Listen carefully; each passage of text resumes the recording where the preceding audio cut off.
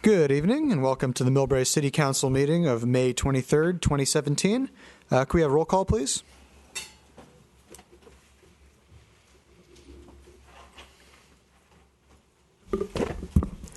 All members of the council are present.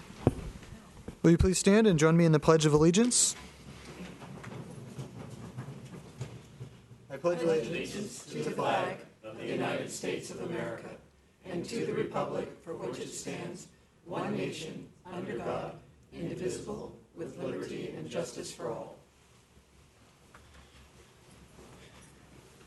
Okay, we have a couple of commendations that we are presenting this evening, going slightly out of order of the agenda. But can Gordon Tran please join me at the podium?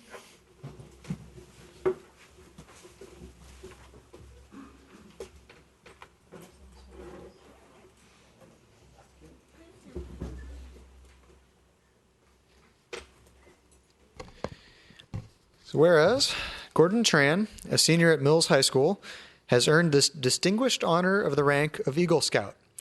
And whereas earning the rank of Eagle Scout is the highest advancement a Boy Scout can achieve, it is earned by fulfilling the areas of leadership, service, and outdoor skills, and passing specific tests that are organized by requirements and merit badges. And whereas Eagle Scouts must be active in their troop for at least a 6-month period after achieving the rank of Life Scout, demonstrate that they live by their principles of the Scout Oath and Law in their daily life, and earn a total of 21 merit badges. And whereas Gordon's Eagle Scout project was at the creation of a memorial garden at Mills High School in memory of a student who died in the San Bruno fire, the memorial area was created as a garden with trees, a bench, and a small area for growing herbs and vegetables. Students can enjoy their lunch in the garden, and the herbs and vegetables are used for cooking. Now, therefore, we, the members of the Millbrae City Council, do hereby commend Gordon Tran on his outstanding achievement of earning the rank of Eagle Scout. So congratulations. Thank you.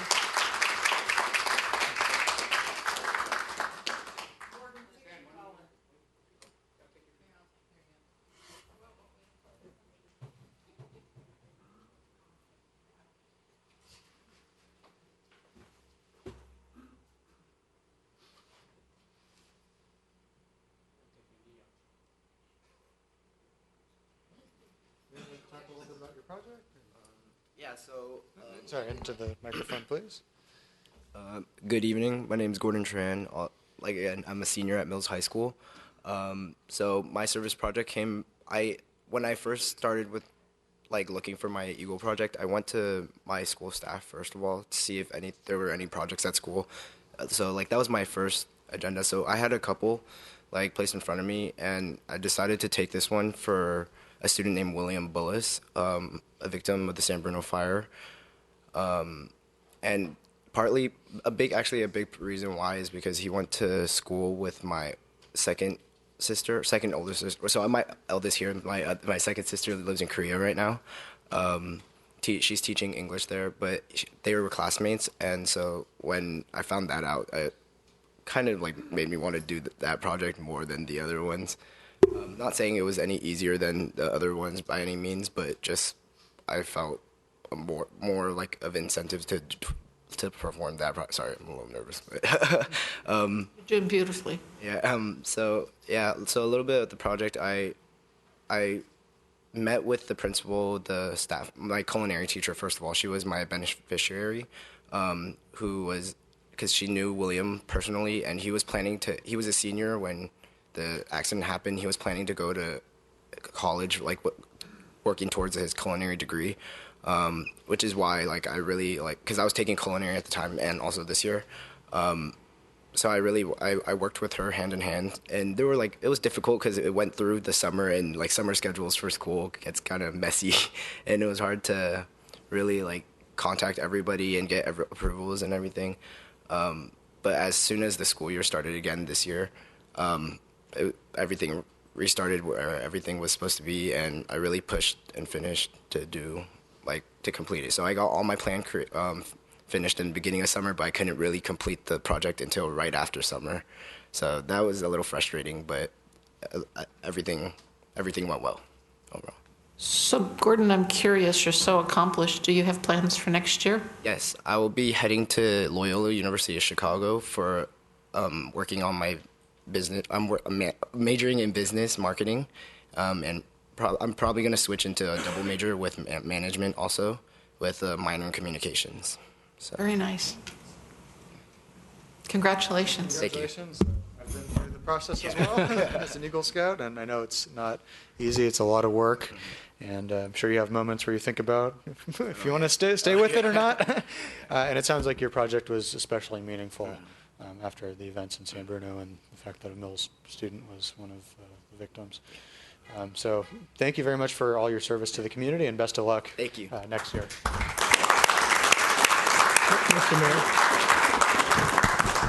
Mr. Mayor? Yes.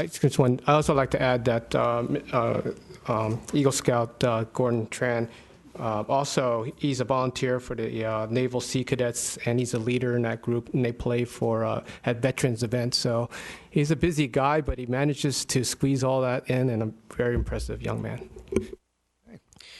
And I see we have from the Millbrae Lions Club, John Muniz, and I see also the Fredianis are here as well. Would you like to join us up at the podium? Of course.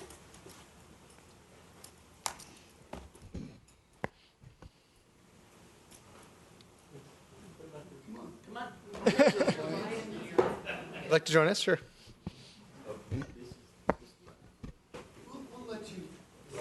This is when Joan usually comes over here. Give you a hint. Okay. Whereas 100 years ago, Melvin Jones, a Chicago business leader, wondered what if those who were successful because of their drive and ambition were put their talents to work to improve their communities. And whereas it was this question that helped Melvin Jones' vision become a reality when on June 7th, 1917, Lions Club International was born. His personal code, "You can't get very far until you start doing something for somebody else," became a guiding principle of this new organization.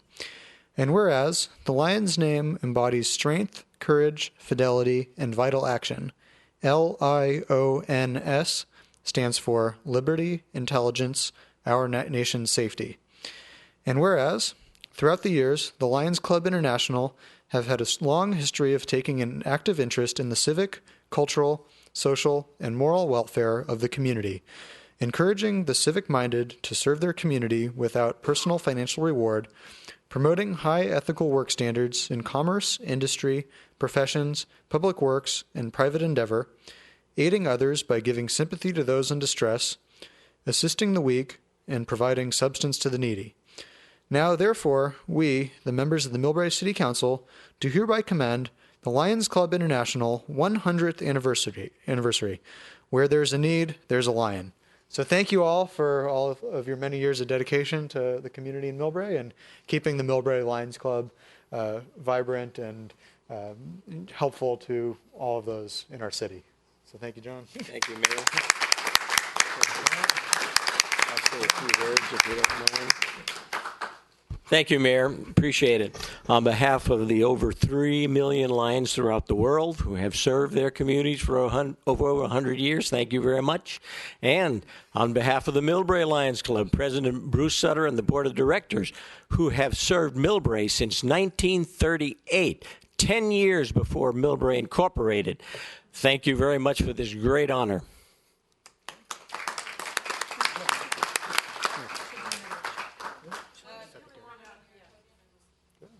Let me take my San Bruno shirt off.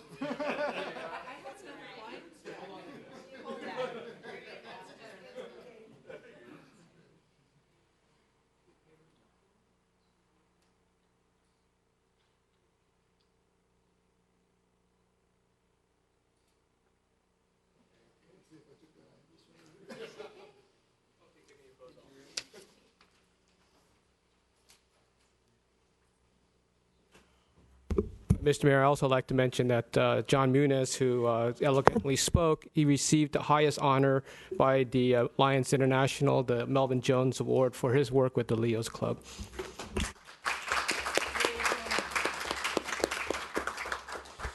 Okay, this evening we are honored to have with us the Sheriff of San Mateo County, Carlos Bolanos, and he will give a presentation on immigration. There has been some concern brought up by members of the community regarding immigration enforcement and immigration policy and how our law enforcement deals with it. So I know Sheriff Bolanos has done a presentation for MCTV and has done many presentations over the last few months, but we're happy to have him here in Millbrae.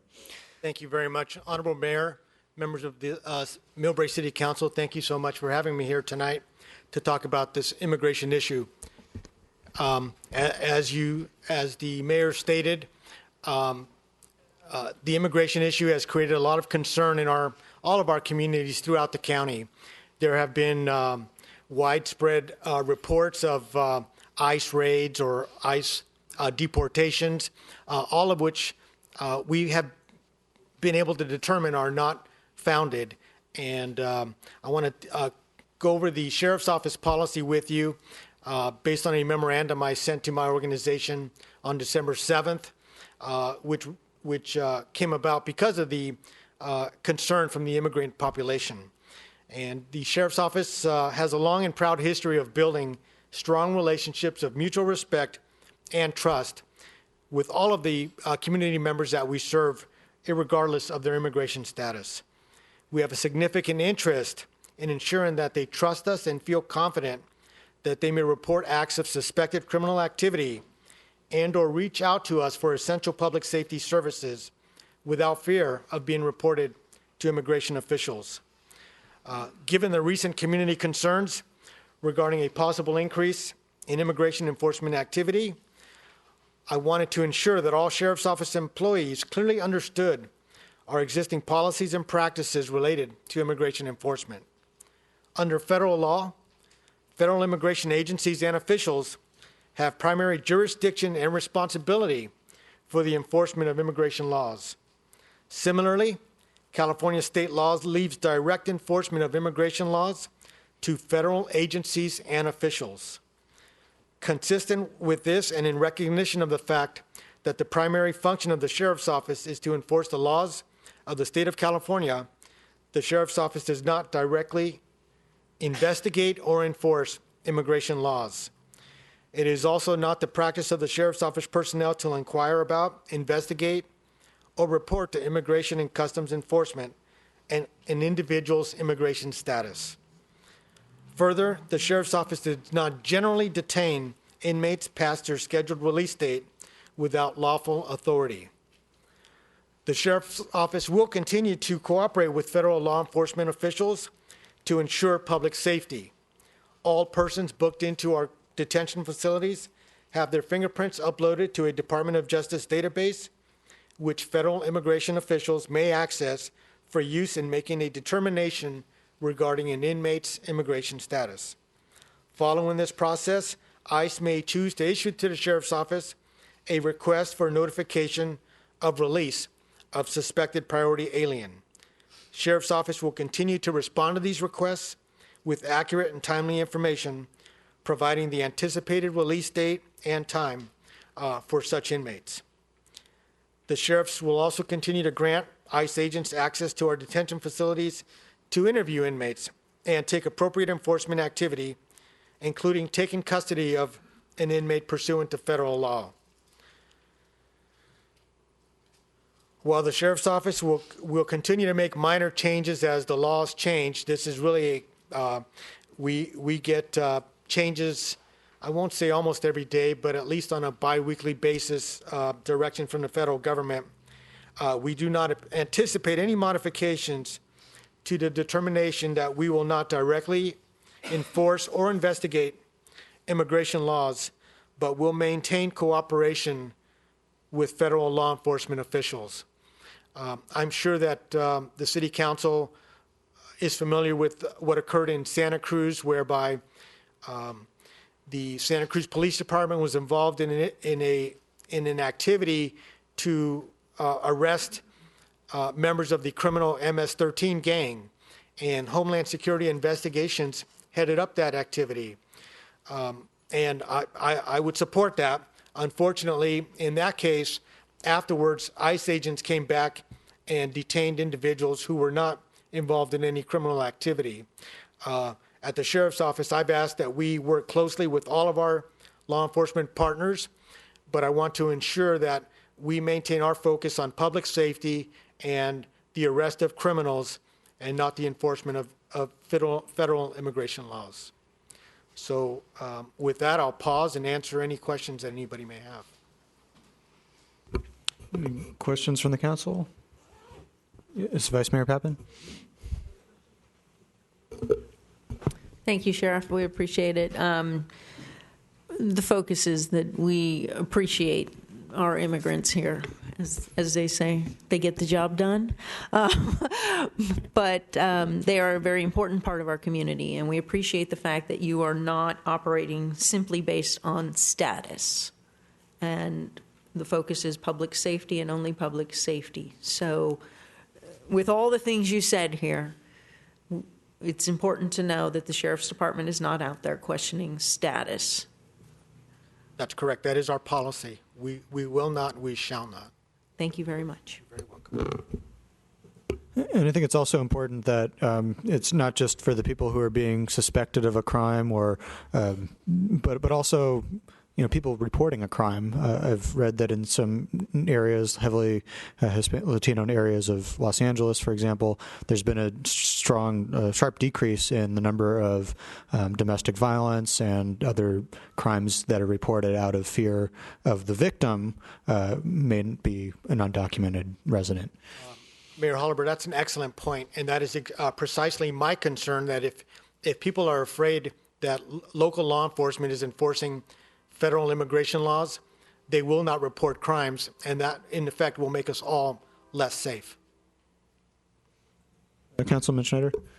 I can't remember, but did San Mateo County, the Board of Supervisors, set aside funds for people who need help if they're caught in this situation? They were discussing it, but I'm not sure if they voted. I believe they voted to have some funds to help people that are involved in immigration detentions.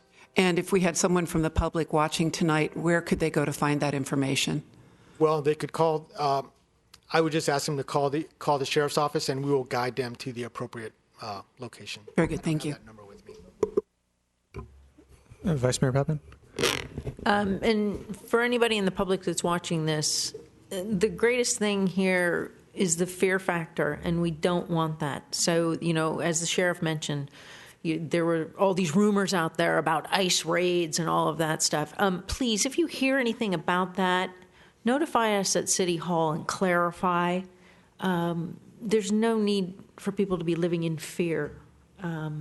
It's not happening here, and we hope it won't happen here.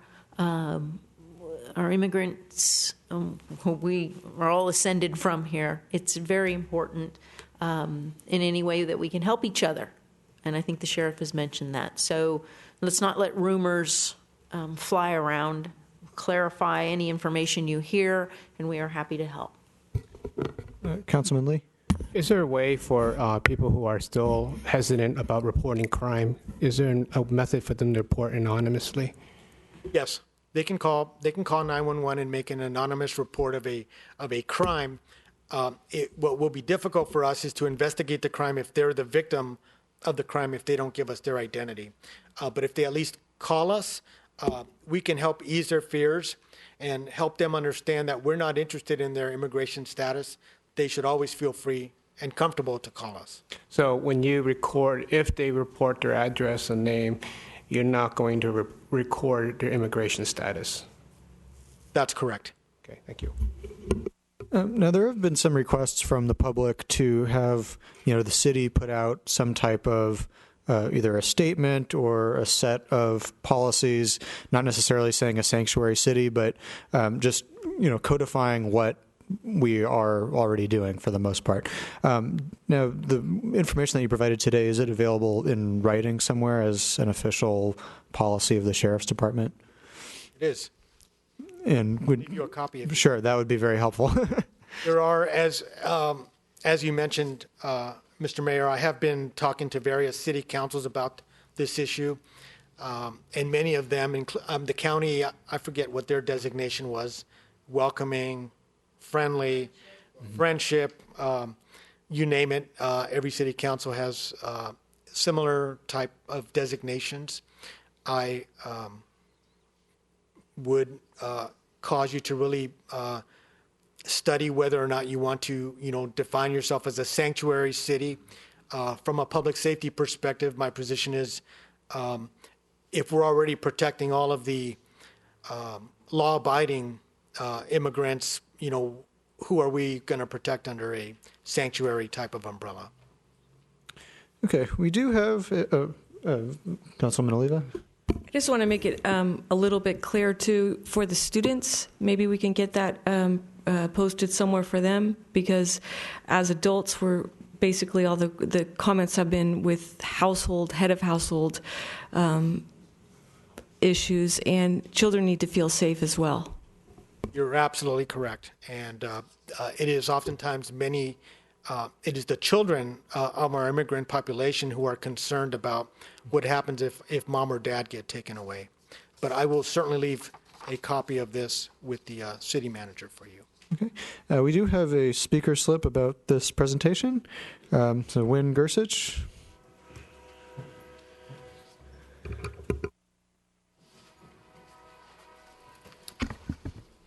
Hi, my name is Wynn Gersich, and generally when I leave here, I go over to Union City, which I went to last time I was here in Millbrae, and they were going to make their city a compassionate city. And they had all this human relations committee talking about what they were going to do with their immigrants, and they let them speak for about an hour or so, and one of them was saying that they're illegal, but they didn't break any laws. And I said, well, how can you sign an ordinance like that? They're illegal, but they didn't break any laws? Hello. You should say that they're complying with the laws in this country or something, but they did break a law when they came here. And what is amazing to me is that the city, nobody wants to declare it as sanctuary city because they'll get rid of federal funds. And yet, like what your sheriff department says, they don't want to abide the federal laws to help ICE or anything. And I know in my government classes, they always said federal law supersedes any state law. So our Constitution's not being followed. But secondly, too, when you make a compassionate city like in Union City, they have people sleeping in cars and children going to school in cars at a Catholic church. They're parked in the parking lot overnight. And I think the city should provide toilets and showers and a place to wash their clothes, because these kids become health hazards in the schools because they can get lice, they don't bathe. This is a health hazard. So when you make a compassionate city, how many more people do you want that are homeless to be here? In East Palo Alto, they have people sleeping in cars and in mobile homes. I live in Hayward. We have people on my street in mobile homes and cars sleeping. And, if you want to make it a compassionate city, a friendly city, or just make sure you don't say, that it's a sanctuary to get rid of your federal funding, you're going to have people sleeping on the streets. Now, in Hayward, we had 17 murders last year. We had all kinds of stuff. And our city council is really doing nothing to help the immigrants, but they're compassionate because we have a huge population of illegal people. And in our newspaper, they actually had a couple on the front, and the man was recently arrested because he was using somebody else's Social Security number, and he was working as a construction person on a military base. And, we're supposed to feel sorry that this man was caught. Now, how many would you like to have somebody using your Social Security number? Do you think that's an illegal thing to do? But according to our liberal newspapers, that's okay. It's not. If somebody uses your Social Security number to get a job, that is illegal. And I think if you call the sheriff on that, maybe they should check it out, right? And especially on a military base. Can you imagine a terrorist coming in and doing that? Using someone else's Social Security number, and we're not supposed to check it because we don't follow federal law? Hello, we need to fix some of these things. And a lot of things, they need a discussion on this the same way they did in Union City. Check out what they're doing tonight. Okay. Any final comments from the council? If not, thank you, Sheriff Bolanos, for being here this evening. And to follow up on that, we do have our chief of the Millbrae Police Bureau here, Roger Copeland. And I believe we have another guest as well. We do, Mr. Mayor. I'd like to introduce, along with Chief Copeland, Mike Senna. Mike is the Executive Director of the Northern California Regional Intelligence Center in the high-intensity drug trafficking area. also known as NCRIC and HIDA programs that are joint funded by federal, state, local public safety information sharing analysis technology task force. Mike is a nationally recognized expert in the field of criminal justice and law enforcement technology. He's currently serving as on several national committees that focus on the technology and information sharing policies and best practices for law enforcement regarding Homeland Security organizations. We've invited him here. The chief has invited him here this evening to share some of his expertise with us along the lines of some of the public safety questions that have been asked in the past 6-9 months. Chief Copeland. Thank you, Mayor Holliber and Vice Mayor Pappen and members of the City Council. I did invite Mike Sena here tonight as part of the City Council strategic goal plan for public safety, and one of the issues that's been brought up over the last several months is technology, and I believe that Council Member Ali specifically addressed what can we do to make public safety better in the city of Millbrae without necessarily adding staffing. And so we looked at technology, and there are a variety of things out there that's available, and Mike Sena is a subject matter expert in this, and that's why I invited him here, and I believe that he can offer some insight into some of the varieties or variables that we can use for technology for the city of Millbrae, or if it indeed fits or if it doesn't. So I'd like to introduce Mike Sena. All right. Thank you, Roger. And thank you, Mr. Mayor and members of the council. I know that there's been some discussions, and I think I actually had kind of a little impromptu discussion here in these chambers before about some of the technologies related to video capture, discussions regarding automated license plate recognition devices, and other camera systems that have analytical capabilities within them. A lot of cities around the country are looking at how to leverage those types of technologies to identify criminal activity, to identify suspects, and without those tools, it makes things a lot more difficult to find out who the offender may be.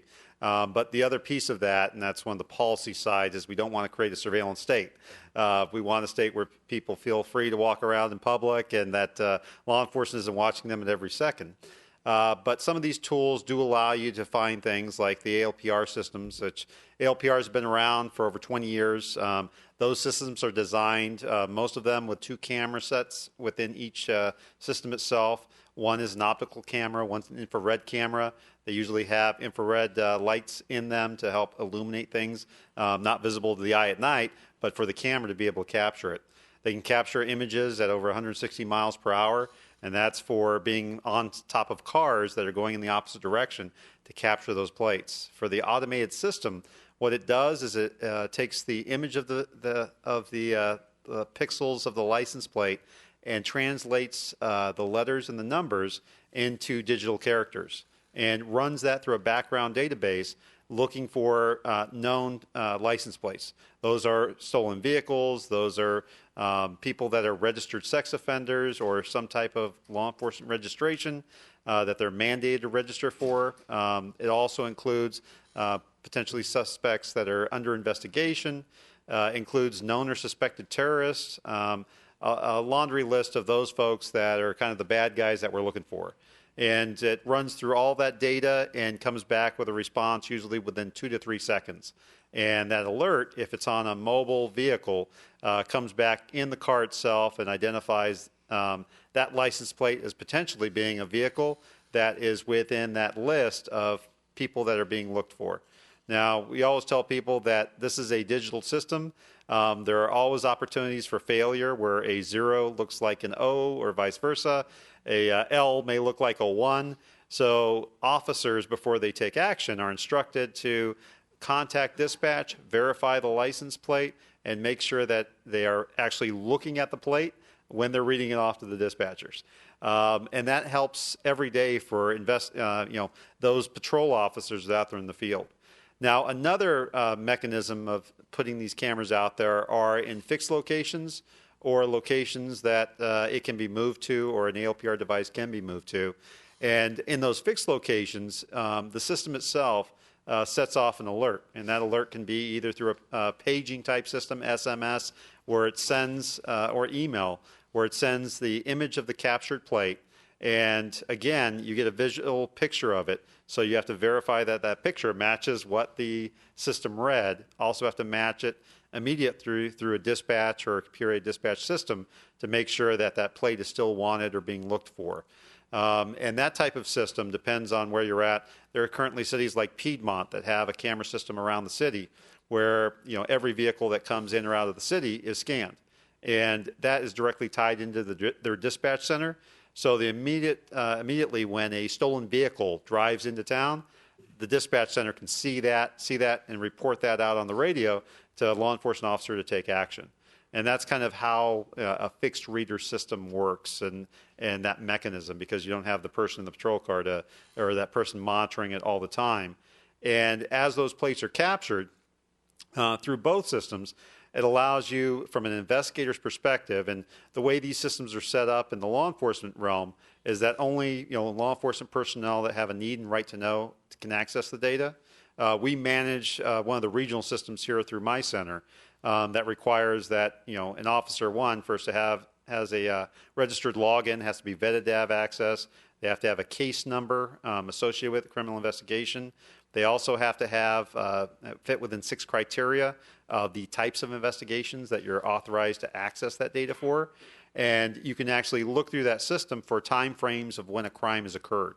And more recently, we had a case in this county where an individual had exposed himself, attempted to grab a young 12-year-old girl, and got away.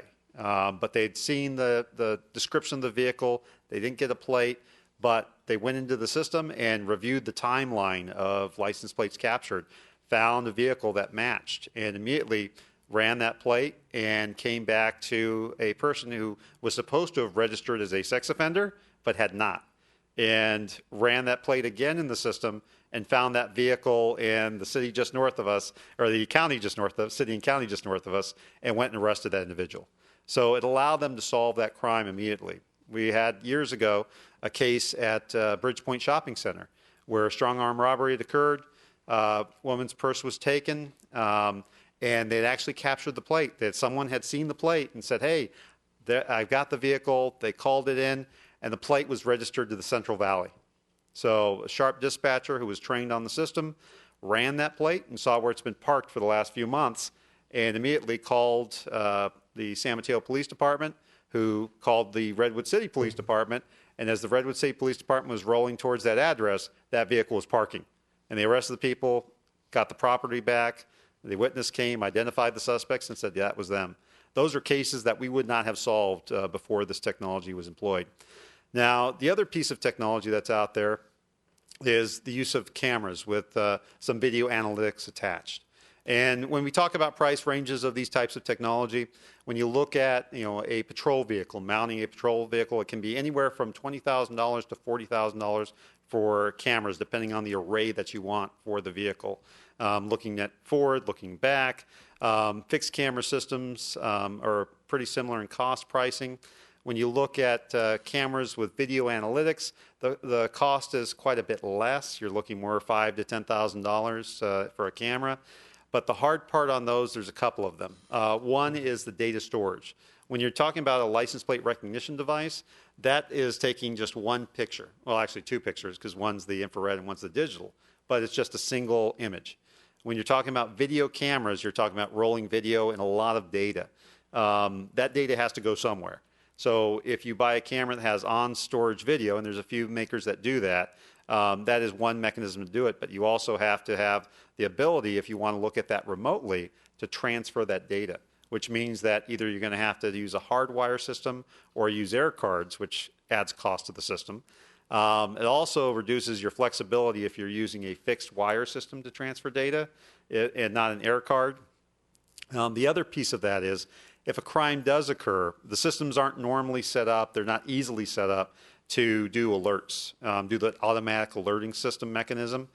They can be set up easily to do if somebody crosses a path or if you're looking for a specific image. But you still have to the requirements of, from a law enforcement perspective, rather than having the data pushed to you and say yes, yes, or no, this is a match for what I'm looking for, you have to do a lot of review of video. And when you look at that type of mechanism, if you either want to have somebody watching that video all the time, which is often costly, or have one sit down and review all that video, it takes people out of the field for quite some time, or you have to have dedicated resources to do that. We, in my office, deal with a lot of video data.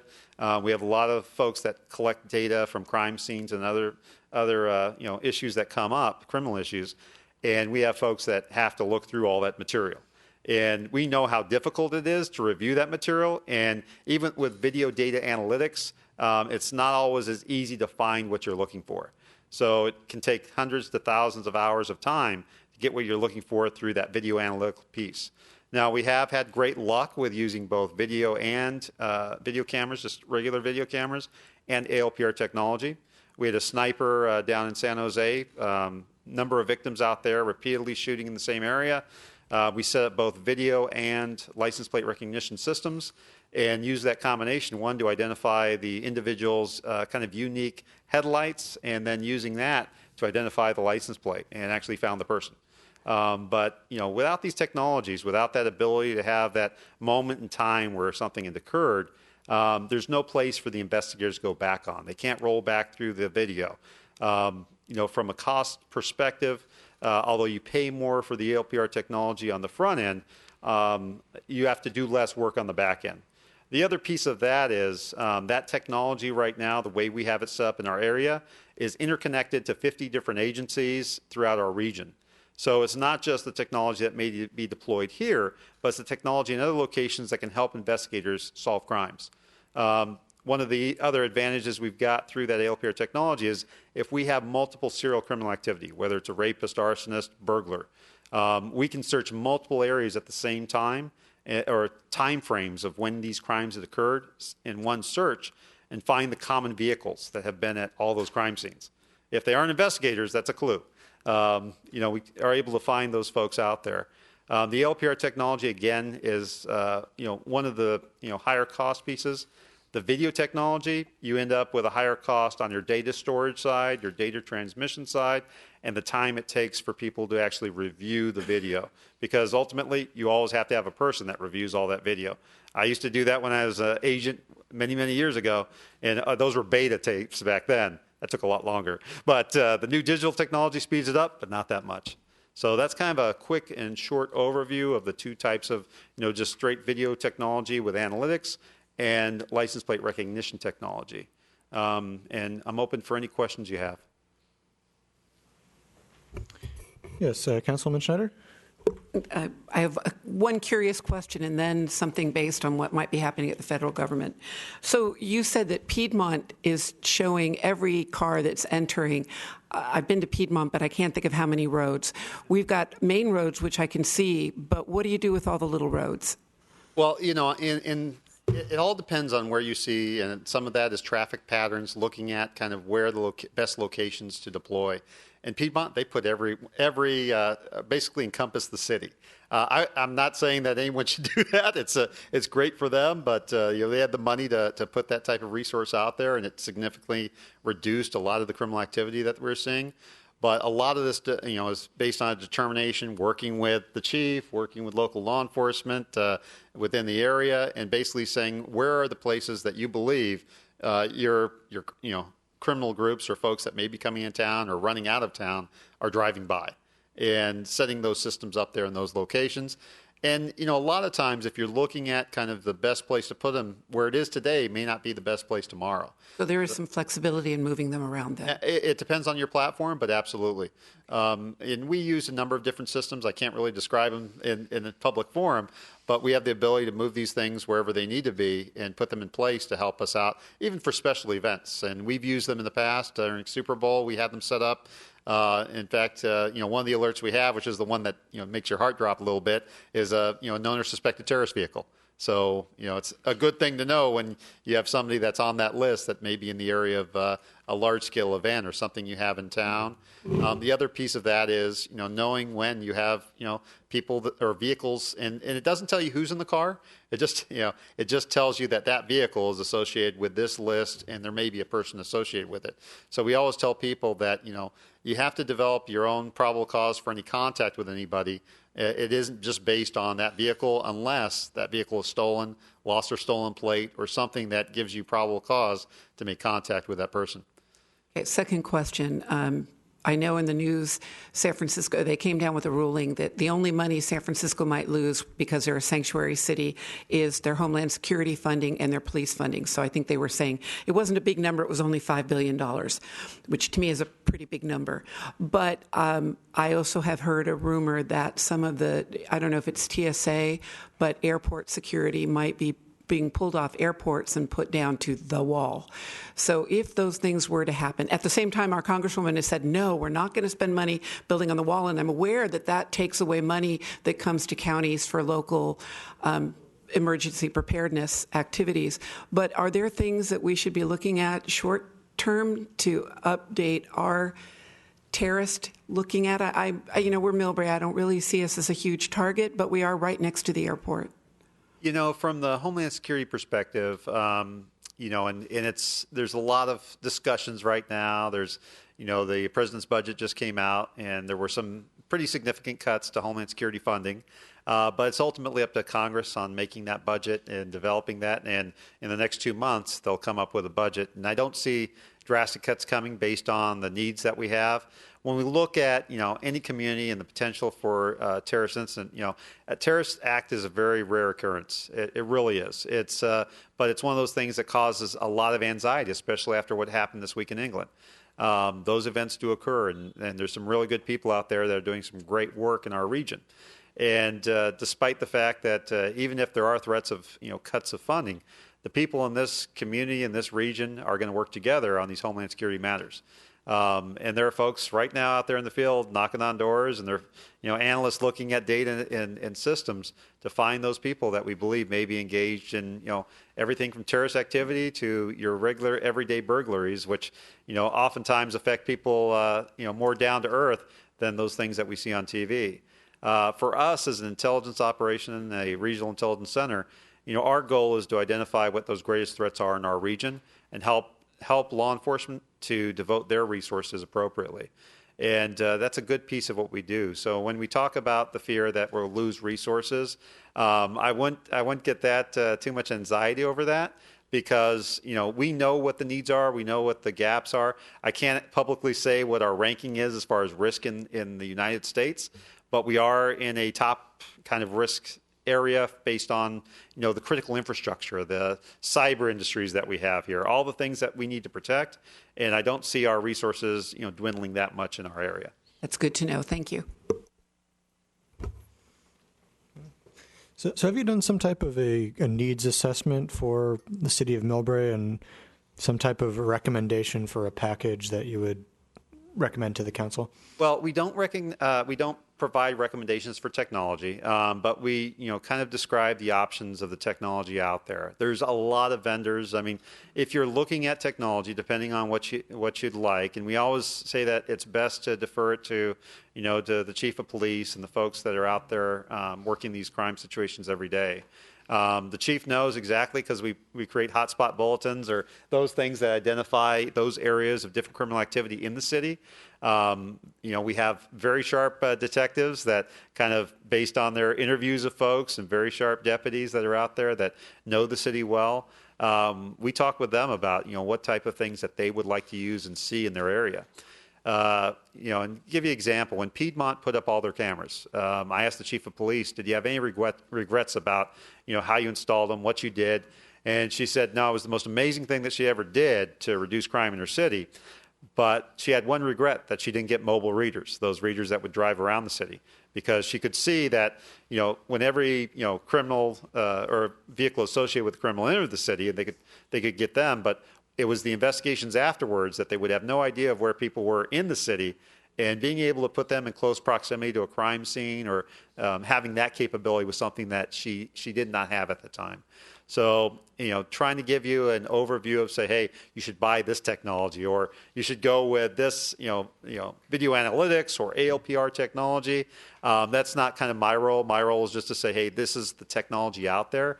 And then the normal process, and we go through it ourselves, is we try out technology. We bring people in. We bring in lots of vendors, and we say, show us what you have, and I want to see it work in a real-world event. And we take that technology out there, and we put them sometimes side by side, and basically say what gives us the best results. So sorry, I don't have an easy answer for you. Did you have a comment on that, City Manager? No, I was just going to say, again, we need one more item that you have here that would maybe bring all this together. Chief Copeland is going to address, too, in addition to what Executive Mike Sena has said, the voluntary video surveillance program that's been devised by the department. I just want to make sure we get that in. Okay. Chief Copeland, would you like to make an announcement or a presentation about that? I actually have a PowerPoint presentation on that. It's 72 slides. No, it's just a few slides. I don't know if MCTV has that ready to queue up. It's good? You're not quite sure how to... Angela? Yeah. Well, you didn't provide it to me, so I don't have it up there. I'm not sure where it is.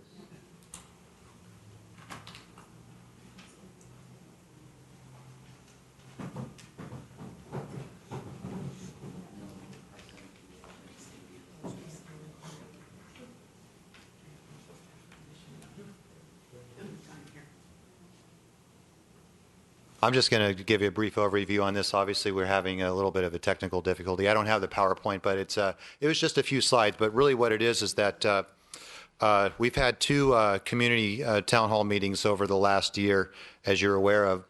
And we got a lot of input from the community, which was really good to hear. And a lot of suggestions came in, and we followed up on a lot of those. And one of those suggestions that came from a lot of the community members was, what can we do by integrating the Millbrae Police Bureau with security cameras for people who have them in their own homes and their businesses? And is there a way that that we can integrate that with our police department? And that's a good idea, and I know that other cities have done the same thing. So recently, within the past few months, we finally completed that project, and we are up and running right now. And essentially, it's this. If someone has a home surveillance video camera system or a business in the city of Millbrae, we have a camera registry program with the Millbrae Police Bureau where people can register with us. And really what that does is it just gives us as a police department and investigators and detectives a resource to be able to, if they're investigating a crime, to find out where there might be some possible video camera surveillance that we can look at that we otherwise might not know about. And so we push that information out. We continue to do so to try to let the community members know that this is a system we are encouraging people to sign up for. It is not intrusive. We're not going to go in there in your camera system and look at it. It's a voluntary program, and it's something that if we find out that maybe a neighbor of yours has you're a victim and a neighbor might have a surveillance camera system, we might reach out to them and ask them if they can review their system or have our detective look at it with them to see if they can identify anything that's related to the crime that we're investigating.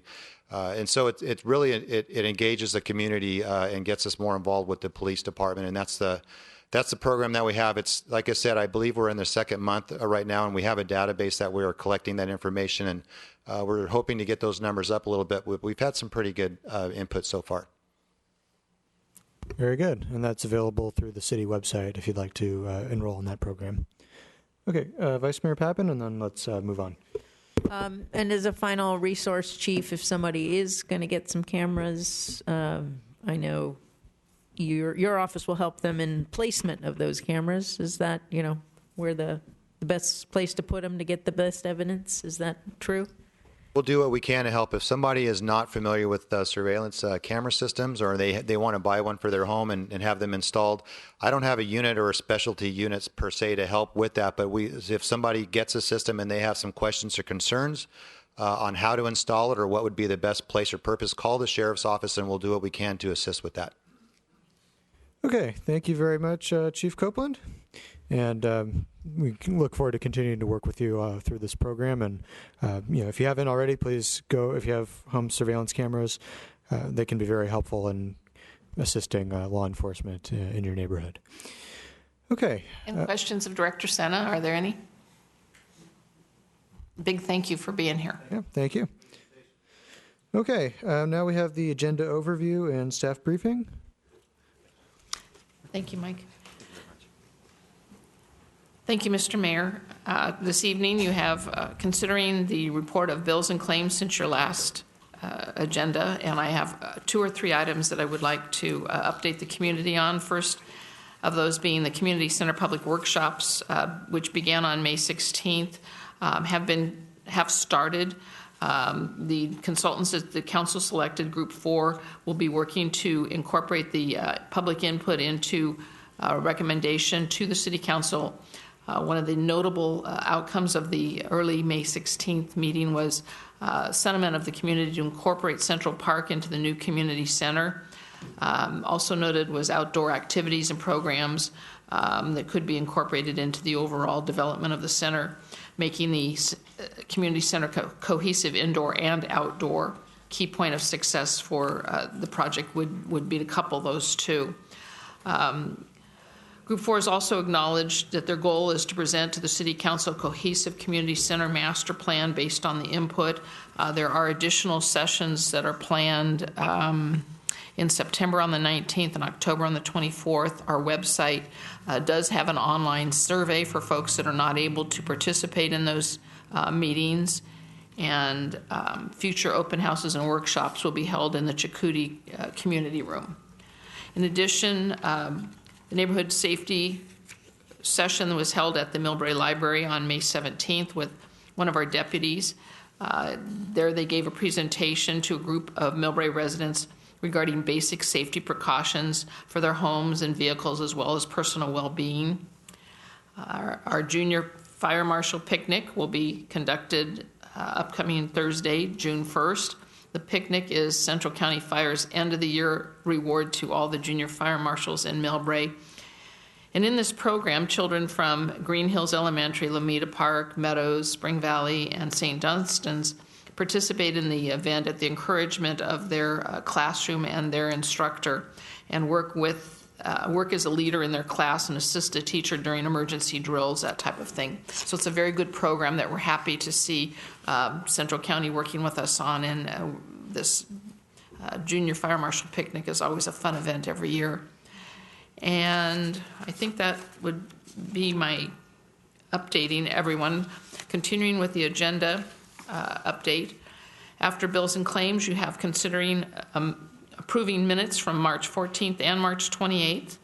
You have consent calendar items this evening. First, to consider a resolution that would approve an agreement with Flex Energy for a water pollution control cogeneration turbine replacement piece of equipment. And the second item on consent is considering a motion to authorize execution of an agreement with S3 for training and development services for senior city staff. You don't have any public hearings this evening. You do have new business, 3 items. First is approving a new maximum garbage rate schedule for South San Francisco Scavenger Company. Second is considering a staff update on street pavement index. And then finally, considering selection of a voting delegate and up to 2 alternatives for the League of California Cities annual conference. Following council comments, we recommend that you entertain 2 closed sessions. One regarding existing litigation regarding claims of Skinner, and the second regarding existing litigation regarding San Francisco Baykeeper versus the City of Millbrae. Following those 2 closed sessions, we recommend that the council adjourn for the evening till your next meeting. Do you have any questions? Okay, thank you. Any questions from the council? Okay, we will go on to the approval of minutes, and we have 2 items. This is the regular meeting of March 14th, 2017, and the regular meeting of March 28th, 2017. We have a motion from Councilwoman Schneider and a second from Councilman Lee. Your votes, please.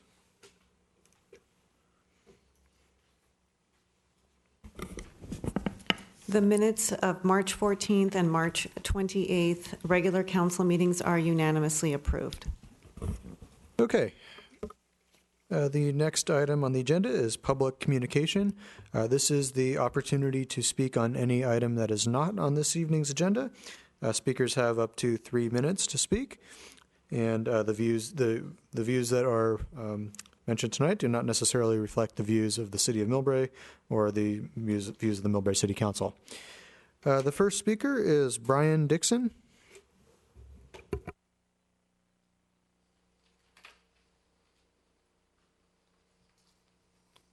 Thank you, honorable council members. My name is Brian Dixon. I live at 451 Laurel Avenue, up by the rec center. Pretty much been a resident of Millbrae for 52 of my 60 years on Earth. Did 36 years as a professional firefighter. Left as a chief officer in the business, but I was one of the founding fathers of the paramedic engine company operation. And I would encourage, I came to the town hall meeting to encourage the improved public safety to add the caveat of to explore alternate public safety funding. I know in my heart that we are sending about $25 million a year out to American Medical Response as a result of their transport services. And the transport paramedics do a fabulous job. And our engine companies do a fabulous job. But we can't afford to keep sending $25 million out in revenue to the AMR stockholders. We need to keep that revenue here in San Mateo County and spend that on cameras for the public, for the sheriff's department, maybe additional deputies. Let's put a fourth guy on engine 37, a fourth person on engine 37, fourth person on engine 38, so they can make immediate entry into these buildings, because there's a OSHA regulation out there. It's called 2 in and 2 out. When we had a battalion chief staffing Station 37 in a very rapid responding vehicle, we had 4 people that came right from 37, and then that little rocket ship that they were driving around, that SUV, made it pretty fast up to 38. So we had 4 people on scene very fast. We're a little lacking in that right now. So when we have a room and contents building fire, we got to wait for a second engine to show up before you guys can make entry. So it's that's out there. Basically, what happens with the revenue that comes from the transport ambulance company, at 60 or 90 days, that revenue is considered bad debt, and it moves along to AMR's parent corporation. It used to be in Colorado. They just sold again, so I think it's somewhere back east. But to make a long story short, that revenue comes in at the corporate level, and San Mateo County says, that's not ours. We don't have it. It doesn't stay here. So therefore, we lose money here in San Mateo County's operation. And you really have to look at 18, actually probably 12 to 15 months. My last 6 years in the fire service, I ran the paramedic operation, engine company, and transport service for the Ebbets Pass Fire District in Arnold. 800 calls a year in that community generated $1.8 million. All right, thank you, Mr. Dixon. Okay, so please add that objective or the caveat to we explore additional funding sources. Very good. All right, the next speaker is Wynn Gersich.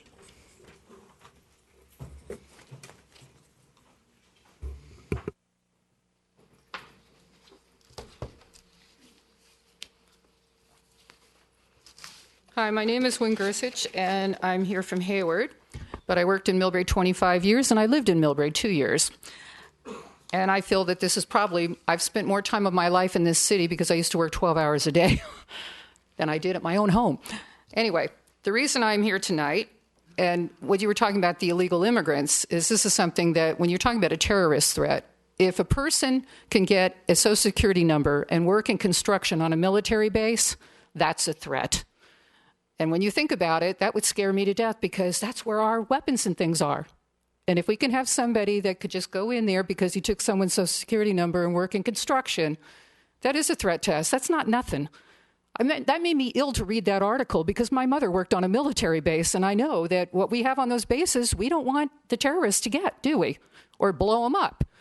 And secondly, the fact is, if we're going to go to Bitcoin in the near future, because they want a cashless society, and it was in the Epoch Times today. Dr. Wynn Parker talked about it on his radio show. A lot of the people that are coming up here that are undocumented don't have Social Security numbers. They work for cash. If we go to a cashless society, what's going to happen? We're going to have a lot more crime, and you're going to have a lot more people robbing you. And this is going to be a terrorist threat in our own country, the more people we let in here, because if we end up going to Bitcoin and they don't have cash, we can't use cash in the future. This burglary stuff is going to be crazy. So, and like I said, they shoot guns in my neighborhood, and they have cameras on my neighbors' houses, and the cops go and ask them if they saw who shot the gun. And you're going to be living like that and having people send fruit stands on the corner. And, you know, we're going to have a lot of these MS-13 things. There's tons of gangs. They said there's 1 million people in L.A. right now on food stamps. So we need more of that. I mean, that's where our tax dollars are going, and we can't even fix our roads and our water and sewer lines. But what I want to talk about is whistleblowers tonight. Right now on Vimeo, there is a video called Unacknowledged with a D, and Dr. Stephen Greer. This is important because he's talking about the secret operations that are spent trillions of dollars, how our government is funding these things, and we are so behind in technology. We're 100 years behind in technology because our government has copied things from alien spacecrafts and all kinds of stuff.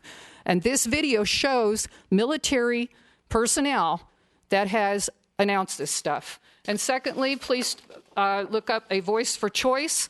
This is about the vaccinations. If you look up geoengineeringwatch.org on YouTube, it says, alert, breaking chemtrails, geoengineering vaccines, world headlines. They're actually vaccinating you through the chemtrails. And this is very important because this is our health. This is who and what we are. They geoengineer the weather. They can do all kinds of stuff. But the most important article is this one. This is Chemtrails Living in the Manhattan Project, How Chemtrails Are Affecting You, Part 2. Please look this up and check it out. The next speaker is Todd Repp.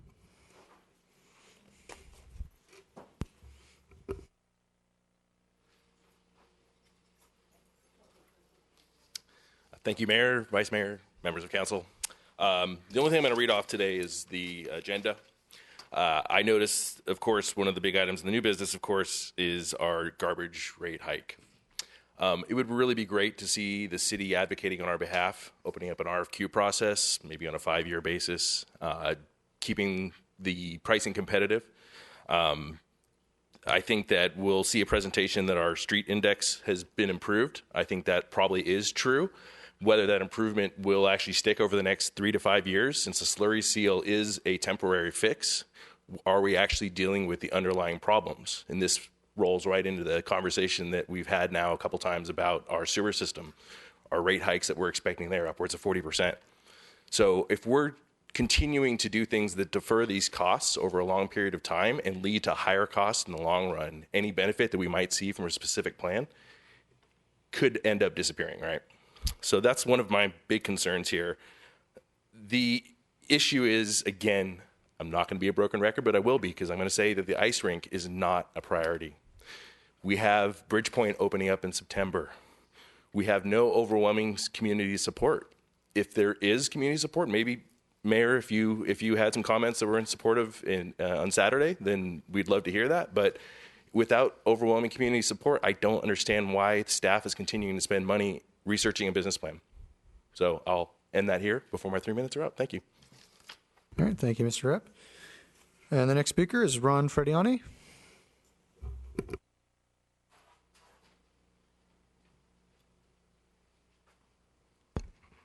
Ron Frediani, Millbrae. I've lived here since I was 15 years old. Never been before you people. But the ice skating rink, no. Second thing is, if someone would have talked to me about cameras before last weekend, I'd probably think nothing of it. For 50 years we've lived in our house. I never locked my doors. My son stayed there one night and got his car broken in with 4 other cars. And we got all our vehicles down there, the trucks down there. So now I have to put cameras in. So instead of spending $250,000 on an ice skating rink, let's go get some cameras and let's fix some of these streets. I just drove down Huntington. Huntington's got to be the worst street I've ever been on in my entire life. If you don't have a 4x4, you can't go down that street. I have nothing else to say. Thank you. All right. Thank you, Mr. Frediani. Okay. Next on the agenda is the consent calendar. And there are 2 items. There's item number 5, resolution approving a sole source agreement with Flex Energy for the water pollution control plant cogeneration microturbine replacement. And there's a motion to authorize the city manager to execute an agreement with S3 Inc. for training and development services for senior city staff. And we have a... Okay. Okay, we have a request from Councilwoman Schneider to pull item number 6. So can we just have the initial vote on item 5? Let's go with the motion from Councilman Lee and a second from Vice Mayor Pappen. Your votes, please.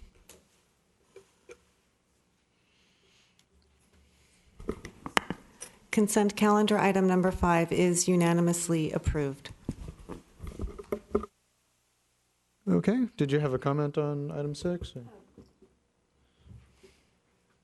I'm going to be voting no on item.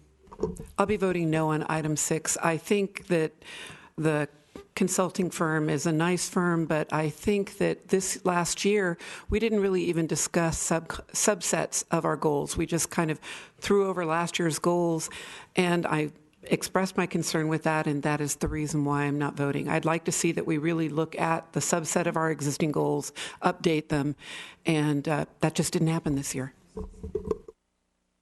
Okay. Oh.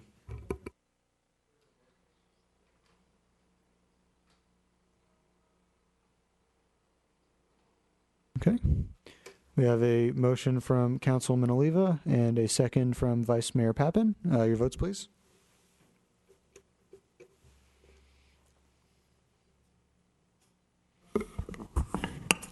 Consent calendar item number 6 is approved by a vote of 4-1 with Councilmember Schneider dissenting.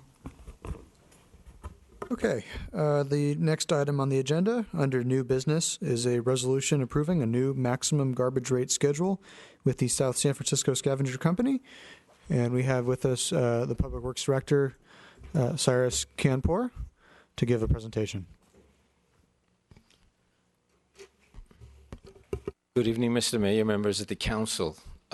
We are requesting that a resolution be adopted by the City Council to approving a new maximum garbage rate schedule per the franchise agreement. The franchise agreement between the city and South San Francisco Scavengers was executed in 2009. The agreement establishes the methodology for which the rates can be increased. Essentially, the agreement looks at a 3-year cycle where first year there's a number of cities that have similar size and population, and the average of those cities, the average rates they pay are taken and used as establishing the first year of the rate. The subsequent 2 years are used a consumer price index, again established in the franchise agreement, where the rate increase is 80% of that CPI. Currently, this year, we are on the second year of a cycle for where the CPI adjustments are being used. And next year, if assuming the contract is extended, we'll be looking at similar cities, and that would be the methodology for which the rates would be adjusted. The index utilized in the franchise agreement at 80% of its index is 2.6% for this year. So the rate increase that is before the City Council is an adjustment of 2.6% for the rates. To give you an example, the average rate per month for a 32-gallon container would increase 84 cents per month to a new amount of $33.05. And there's a schedule in your staff report that outlines the differences for rates depending on the size of service provided and the type of service provided.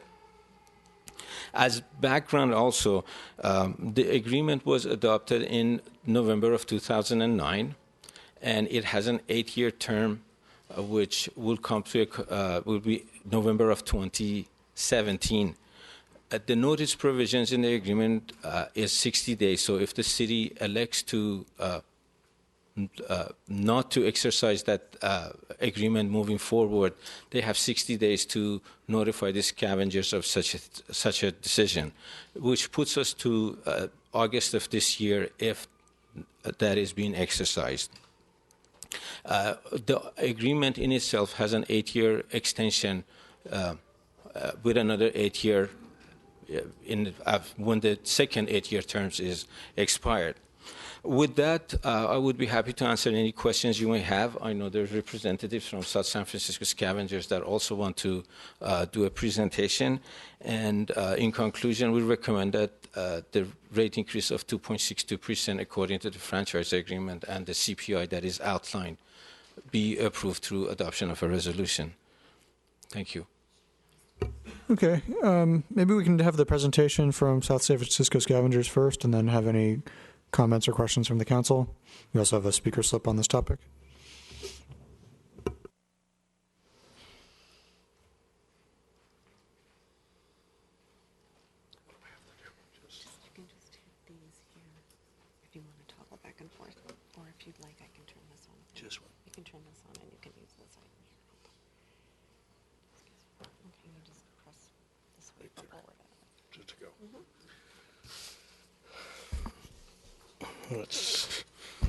Good evening, Mr. Mayor, members of the council. My name is Doug Button, president of South San Francisco Scavengers. And although I'm not really here to talk about the rates, I'm here to give you a little update on some of the things we do for the rates that you do pay and the services that you do get. The first one you may not know is, a couple of years ago we started out with anaerobic digestion. We've recently added a number of solar panels. This anaerobic digester takes a lot of electricity, but it also helps with our carbon footprint by processing almost 11,000 tons of organics every year. But with that, we added approximately 60 kilowatt system, 188 panels. It's now providing electricity for about 15% of that facility. That, along with the 25,000 square feet that you have on our transfer station, has really reduced our energy needs. Next, ongoing capital improvements. We've also added 5 additional trucks to our service area this year. Not new trucks, just replacement trucks, but they're compressed natural gas. That brings our total to about 32 of our 39 or 40 vehicles that are currently out there picking up the refuge. In the next couple of years, all of our vehicles will be compressed natural gas. That leads us, we had a 20-post filling station with the rest of the trucks filling off-site or switching out. We've just expanded that to put another 19 fueling stations or posts up. So this way we will be fully built out and all of our trucks will be natural gas in the next 2 years. The only ones that aren't are a few of our transfer trucks. We have tried that, but the transfer trucks have a higher horsepower and they haven't quite made something that we can use to get to the areas we need to go. But when that happens, we will convert those too. Other things that aren't quite as expensive, but they're just as important. We did a remodel of our 4R Learning Center. It's the area where we give students and the public tours. It shows a little bit about what the company does, and it also has a number of items there that challenge people on how to recycle and what they should do and everything like that. For example, last year we had about 100 students from Millbrae, mainly from Lomita and Meadows, come through there, but I think there was 1 or 2 classes from the high school too. Your money's also going. We've started a couple new programs in this last year. We've done these on and off, but this one's kind of taken off. It's being funded a little bit by Cal Recycle. That's a buy mattress program. We're currently taking mattresses from your annual cleanups when somebody calls or the residents call and have a cleanup, which they're entitled to a year. They can have more if they pay for them, but 2 free ones a year. But we will take away anything they have, and mattresses has always been a challenge to deal with. We are now recycling those, and I can tell you that in the last year, we've gotten pretty successful. We're doing about a load or about 24 to 26 tons a month on these. So from our service area, not all just from Millbrae. That's a pretty successful little program. We hope it remains, although there are not that many outlets, at least for mattresses at this point. The next one is a carpet stewardship program. We've always recycled a little bit of carpet. We kind of have always used carpet on our facility. If you've ever been to our transfer station, we take the carpet in that people drop off or we pick up, and we use it to collect dirt and dust and grime from the vehicles that go into the transfer station so they don't drag it out onto the street and add to stormwater pollution or anything like that. But we also take the carpet now and we're adding it to a carpet program. We're recycling not as much as the mattress, but about 9 or 10 tons a month, mainly because the carpet manufacturers are only taking one type of carpet. Again, all of this is helping not only us, but it's helping keep the carbon footprint down. We've been mandated to do that, and we are well ahead of that curve. I know with the organics, there was a question last year that we do this anaerobic digestion, and what are we getting for it? Well, I could tell you that when the program started, we were doing here in Millbrae in just yard waste collection, we were doing about 1,800 tons a year, which isn't a lot. Last year, we went up to about 2,500 tons. We had a 35% increase. This year, we had another 16% increase.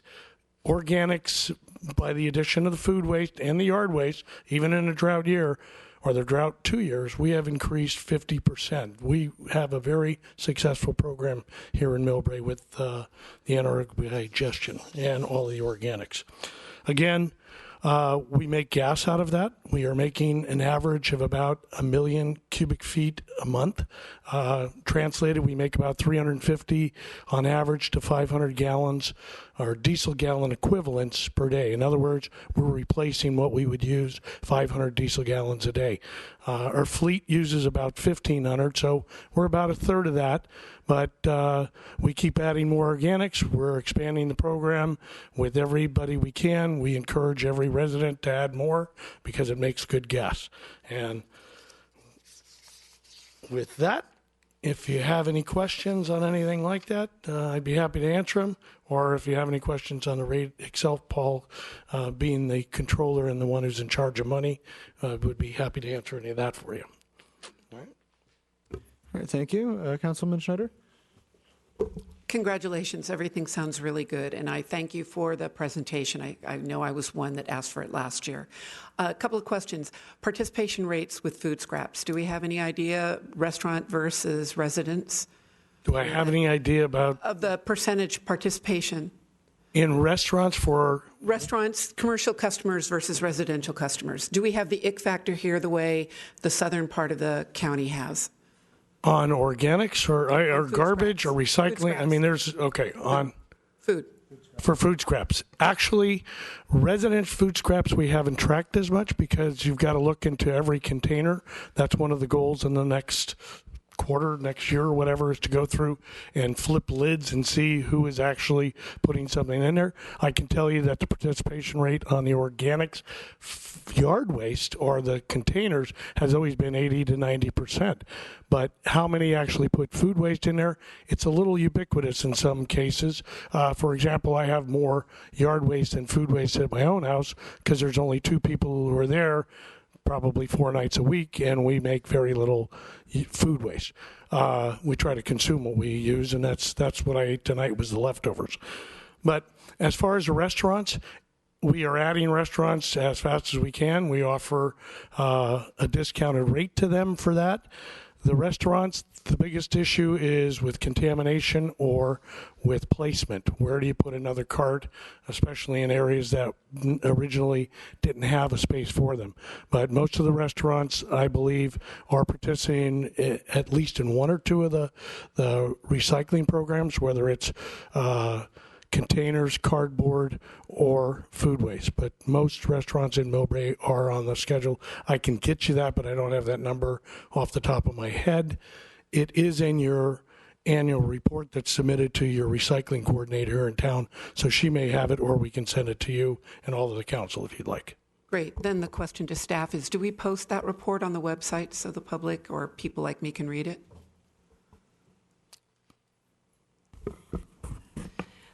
Knowing our environmental programs, I believe we do post it. I will have to check, though, and confirm that and get back to you and let you know.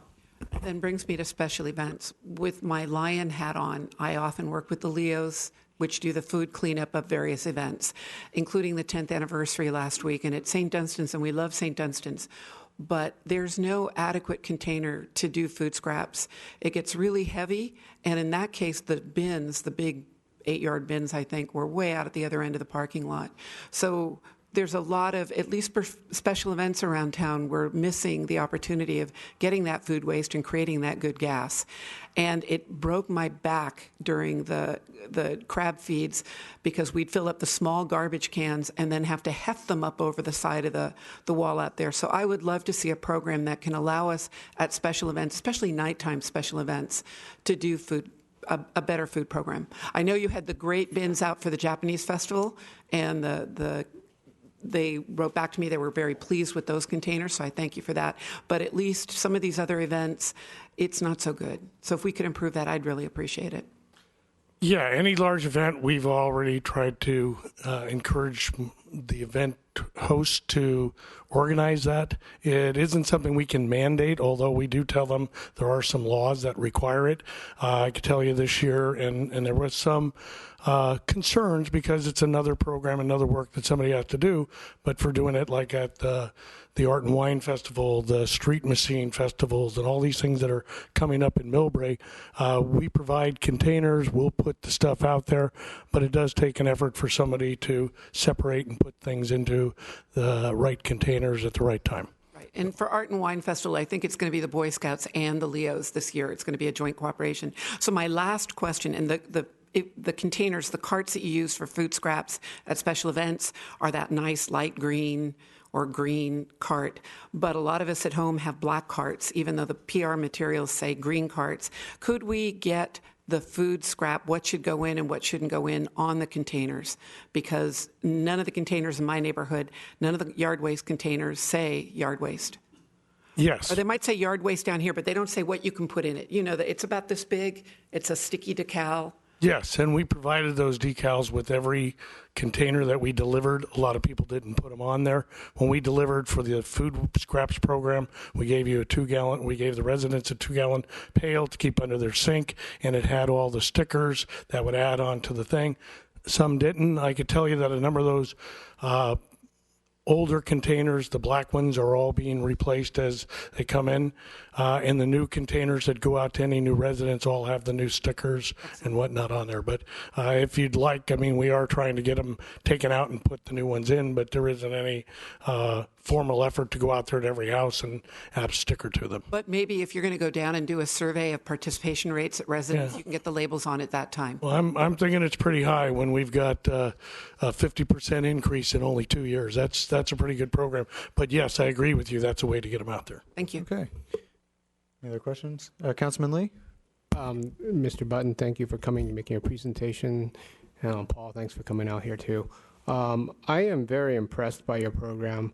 You spent the money to update your trucks and to provide a green process in saving money and cutting back in costs and workman's comp. And that just goes to show you, rather than most companies coming up and say, oh, our expenses are going up, so we're going to ask the cities to raise the rates to cover our extra costs. You've actually did the opposite and said, I'm going to find ways to save the company money, and there goes save the municipalities that you serve money. So I thank you for those efforts. And also being very green, that's a huge bonus. My question for you is, how many households do you serve? In Millbrae? In Millbrae. About 5,500. 5,500. Okay. And also, I just want to again commend you and thank you for donating those bins to the Lions Club and all the special events. You guys don't publicize it, but I know you guys give it to whenever a nonprofit organization asks for those bins. You just drop them off, no questions asked, and we really do appreciate your support of the Lions and all the other nonprofits. Thank you. Thank you. Councilwoman Oliva? Yes, not only the nonprofits, but the city events like chili fun runs and such, that you've been very generous. Thank you so much. Thank you. All right. We do have a speaker slip on this topic. Marissa Gleichenhaus.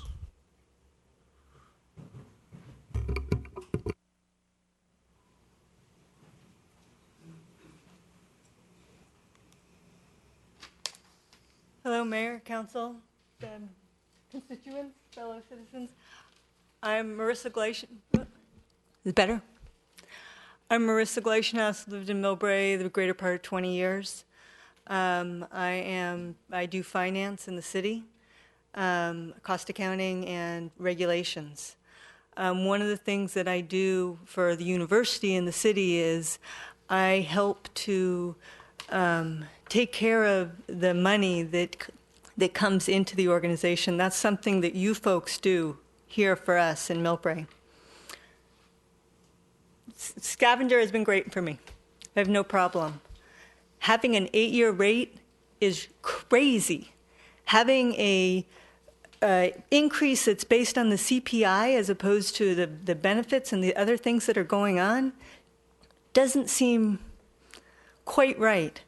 I'm not sure where you guys stand on the issue, but I think that not executing the option of extending for another 8 years and going to an open bid, it seems only fiduciary responsible. I think that given all the things that the Scavenger Company does, they are in a great position to bid and to possibly win that bid. I think that what that does is it opens us up to seeing what companies are out there and how we can best spend the limited resources that we have. There are, so I just want to, I implore you, and also I wonder, again, I'm not sure, I need to do a little more research on city politics. The federal government has recently come out with uniform guidance that requires institutions that do contracts of different levels to go through different bidding processes. It's the uniform guidance. I looked, and I don't know if we were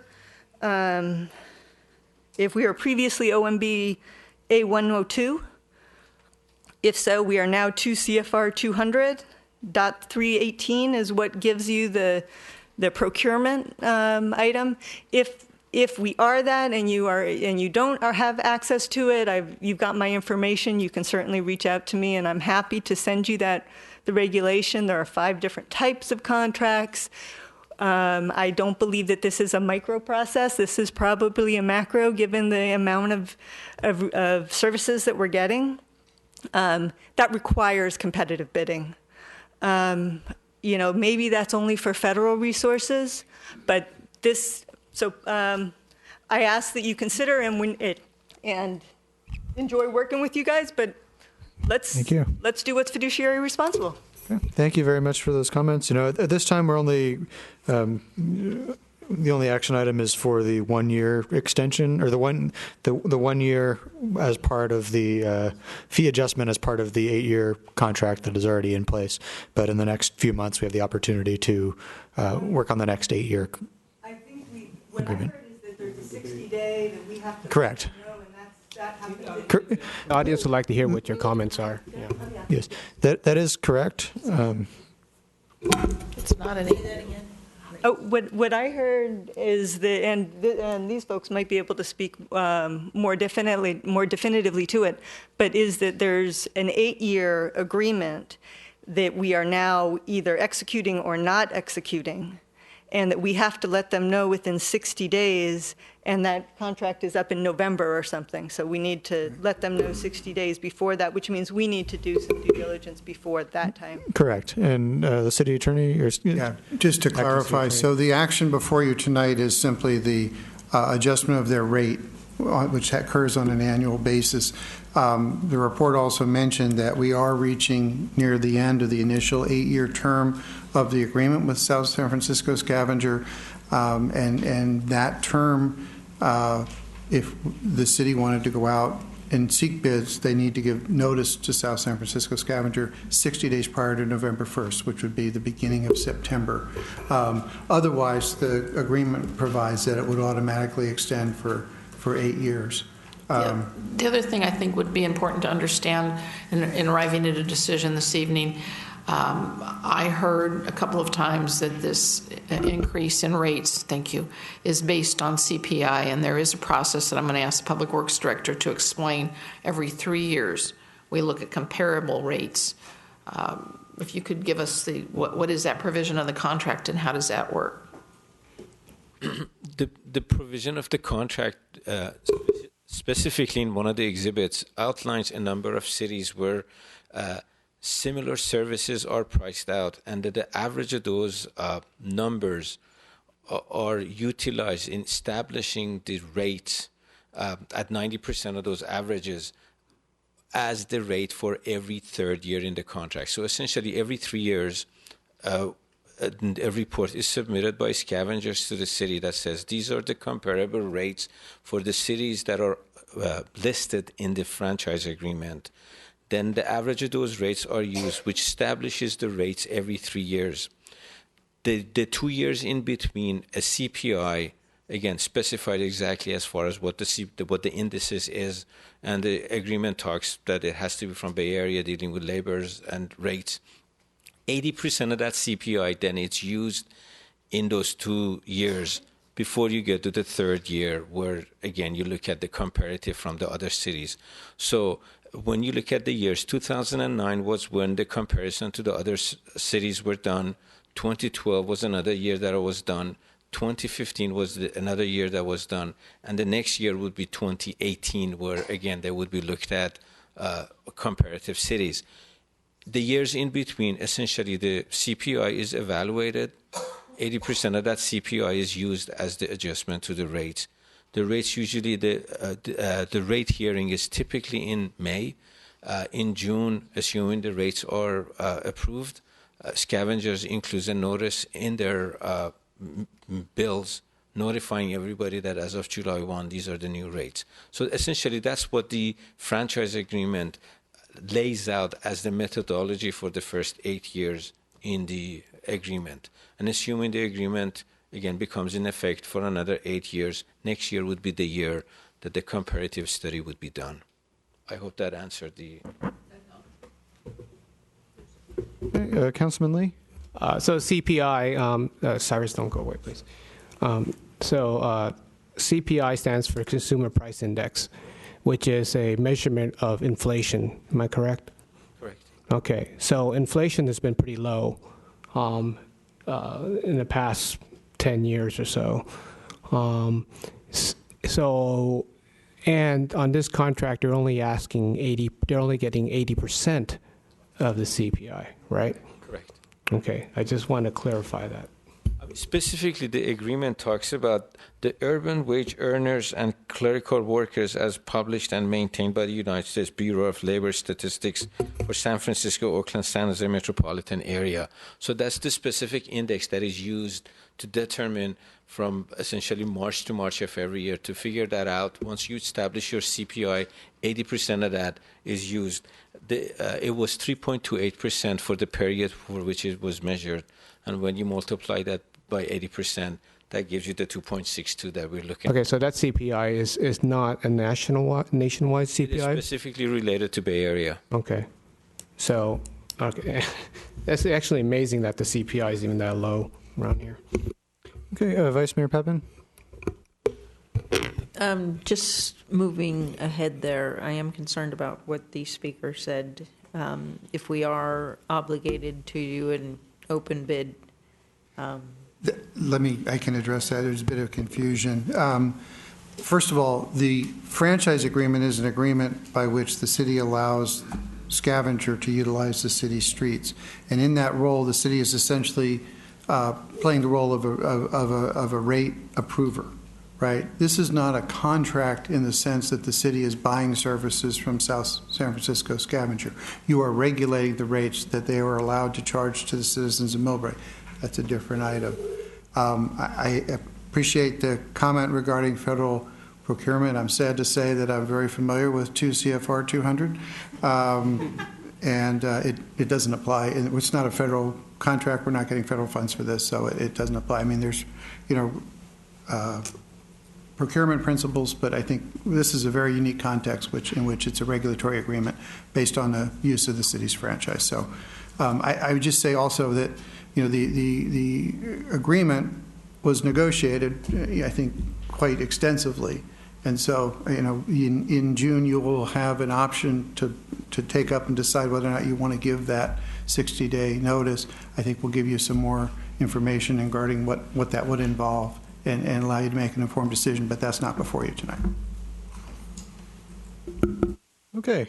Do we have a motion on this item? Okay. We have a motion from Councilwoman Schneider and a second from Councilman Lee. Your votes, please.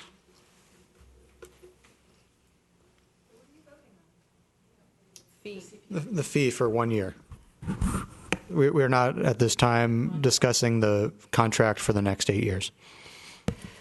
The resolution approving a new maximum garbage rate schedule with South San Francisco Scavenger Company is unanimously approved. Okay. The next item on the agenda is a street pavement index update. And I believe we have our city engineer, Key Lim, here to give the presentation.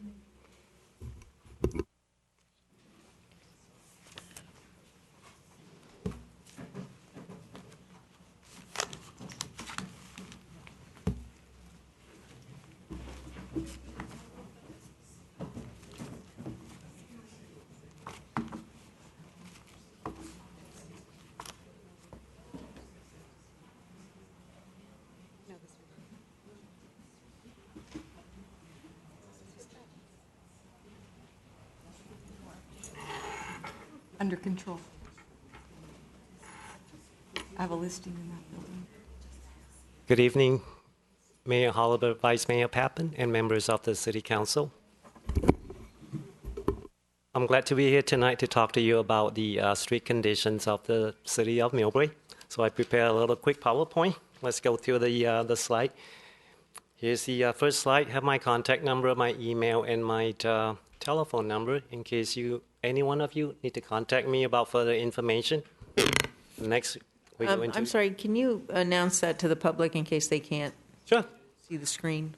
My name is Key Lim, and my email address is klim@ci.millbrae.ca.us, and my telephone number is 650-259-2347.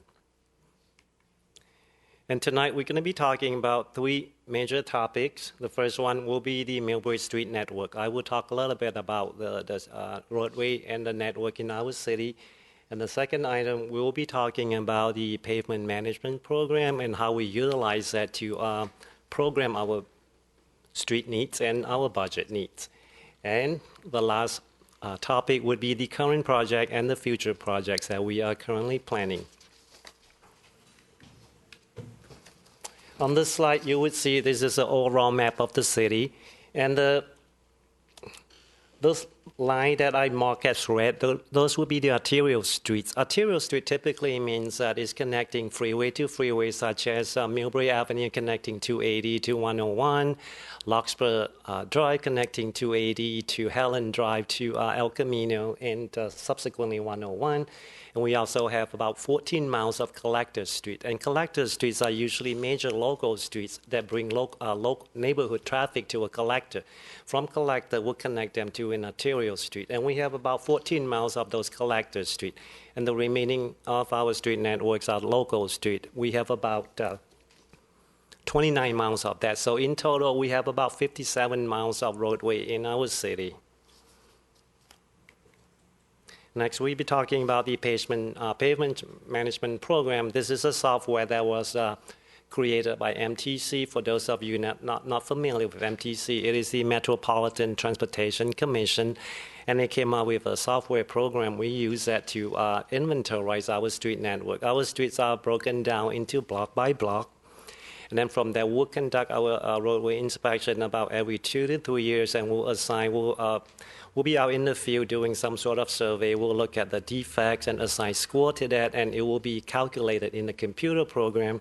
And from there, we'll arrive at a pavement condition index. We call that the PCI, which is ranging from 0 to 100. So one bit of good news is that Millbrae received the PTAP 18 grant cycle, so we'll be conducting our survey in the next 2 months, and we are hoping to be completed with the project by by September of this year. And PTAP is Pavement Technical Assistance Program Cycle 18. Now we go into the Pavement Condition Index. As you can see, those PCI range from about 0, which is representing the worst streets that you have, to 100. 100 means that a newly repaved street, fully reconstructed with no defects on it. So 70 is the magic number that we use. 70 is some sort of a number that we know when we reach a 70 score, if we don't maintain our street, we're going to experience a rapid deterioration of our street, and we're going to need to spend a lot of money repairing those streets. And we have quite a few of those in our city.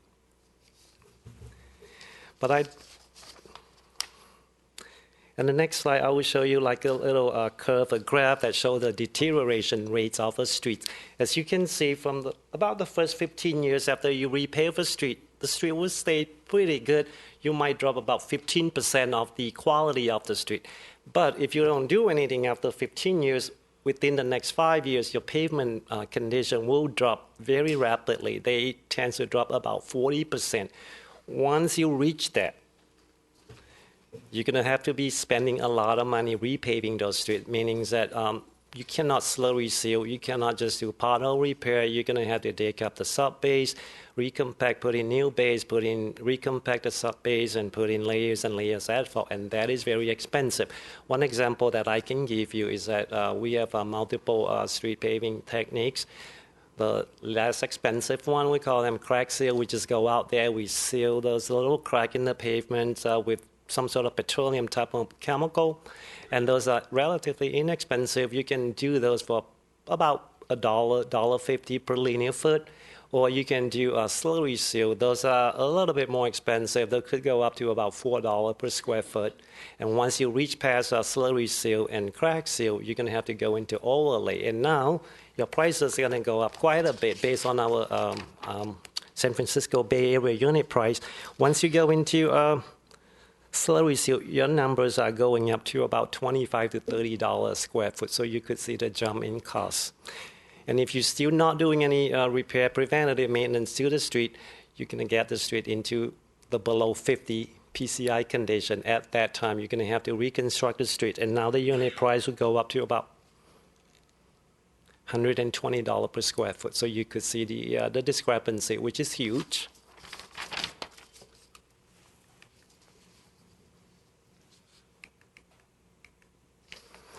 So the next slide will show you the overall score. As you can see, we invested a lot of money in our arterial streets, such as Hillcrest, Millbrae Avenue, Skyline. So we have a PCI score relatively good, which is 74, which is above average. But when you get down to Collector Street, those streets we tend to neglect a little bit. So now our PCI score had dropped by about 10 points to 64. Which is still somewhat okay, in my opinion. You can still do some catch-up in a year or two. But then when you get down to all locals, you could see we drop below 50. That is not good news and not something that I'm proud to tell all of you here tonight. And our average is about 56, not the best score that we are proud to advertise, but this is the reality.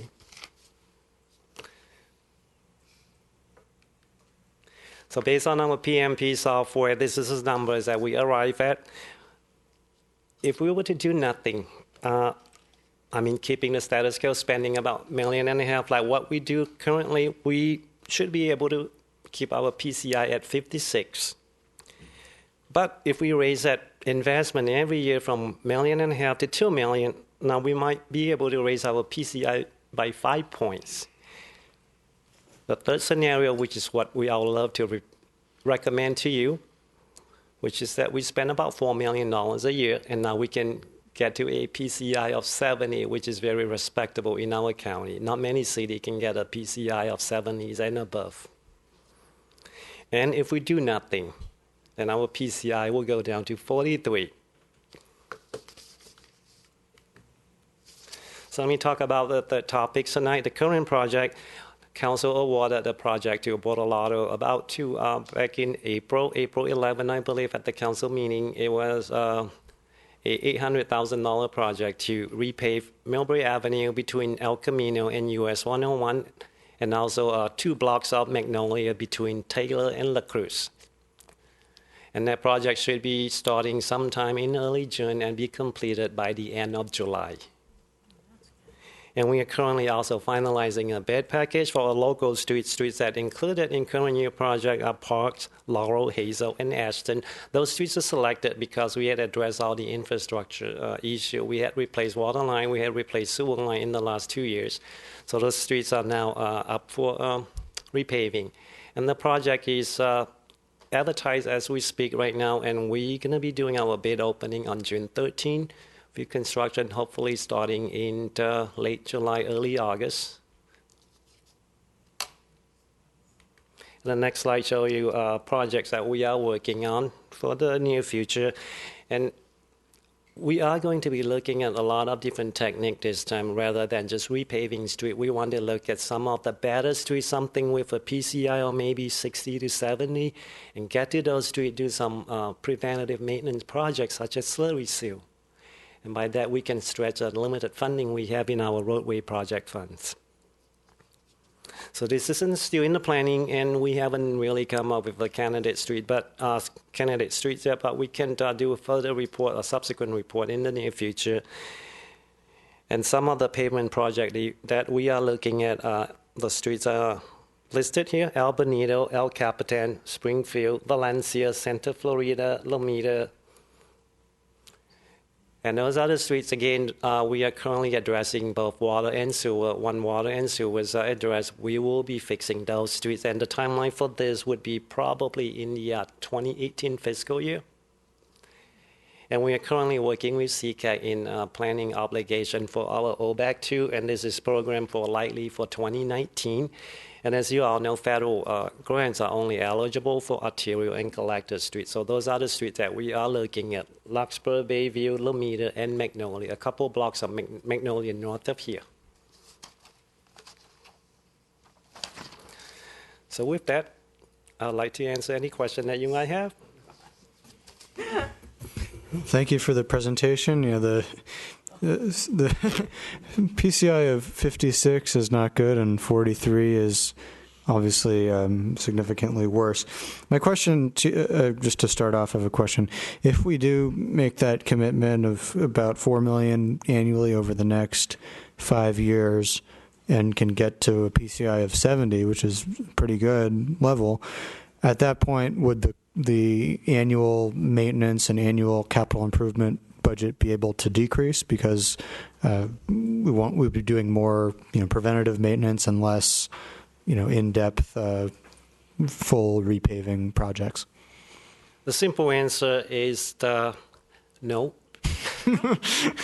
because we will continue to address our really bad streets, those streets with PCI of 50 or lower, and those going to need a lot of investment in order to bring them up to about acceptable PCI level in the 70s and above.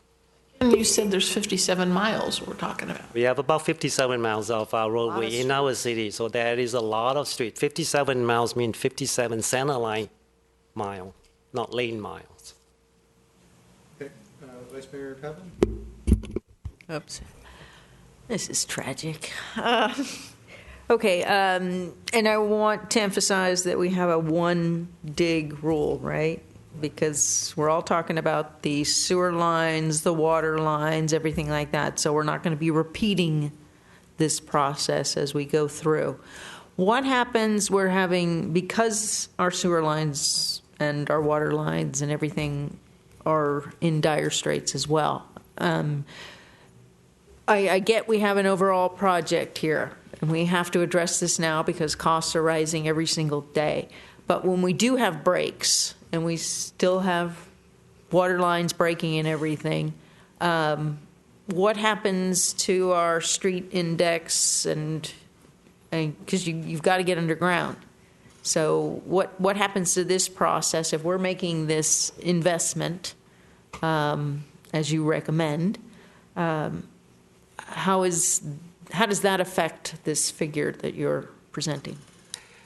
We do have a moratorium in our municipal code, which is 3 years after a street is repaved. No utility companies will be allowed to excavate in our newly paved street in the event of emergency. You have no choice but to do limited excavation. In those events, there are special pavement restoration methods that we require. Other than restoring the trench, we also require either a fog seal or slurry seal so the street will still look good and still protect the surface of the roadway and preventing water from going underneath the subsurface. I am concerned then that PG&E was doing a lot of work in my neighborhood. Their traffic correlation was good. But some of their repair work's not so good. Patchwork, yeah. And it's like now we're getting, and we even had in our neighborhood a large sinkhole, which we don't want to see. So, and this sinkhole went down, how far? I mean, there was literally a house underneath. It used to be a water well.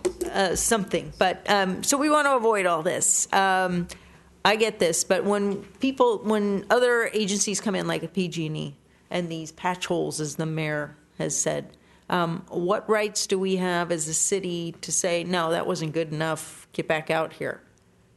Because it's not working, a lot of what they do. To answer to that first, we do coordinate with PG&E, AT&T cable company. When we plan our street project, we tell them there's other streets that we're going to be looking at repairing in the next 5 years. Do all your repair work now. So hopefully that they will not come back and excavate our brand new street. Or if we really need to allow them to do so, we can set special conditions on that. We can have them restore the trench to the satisfactions of our department.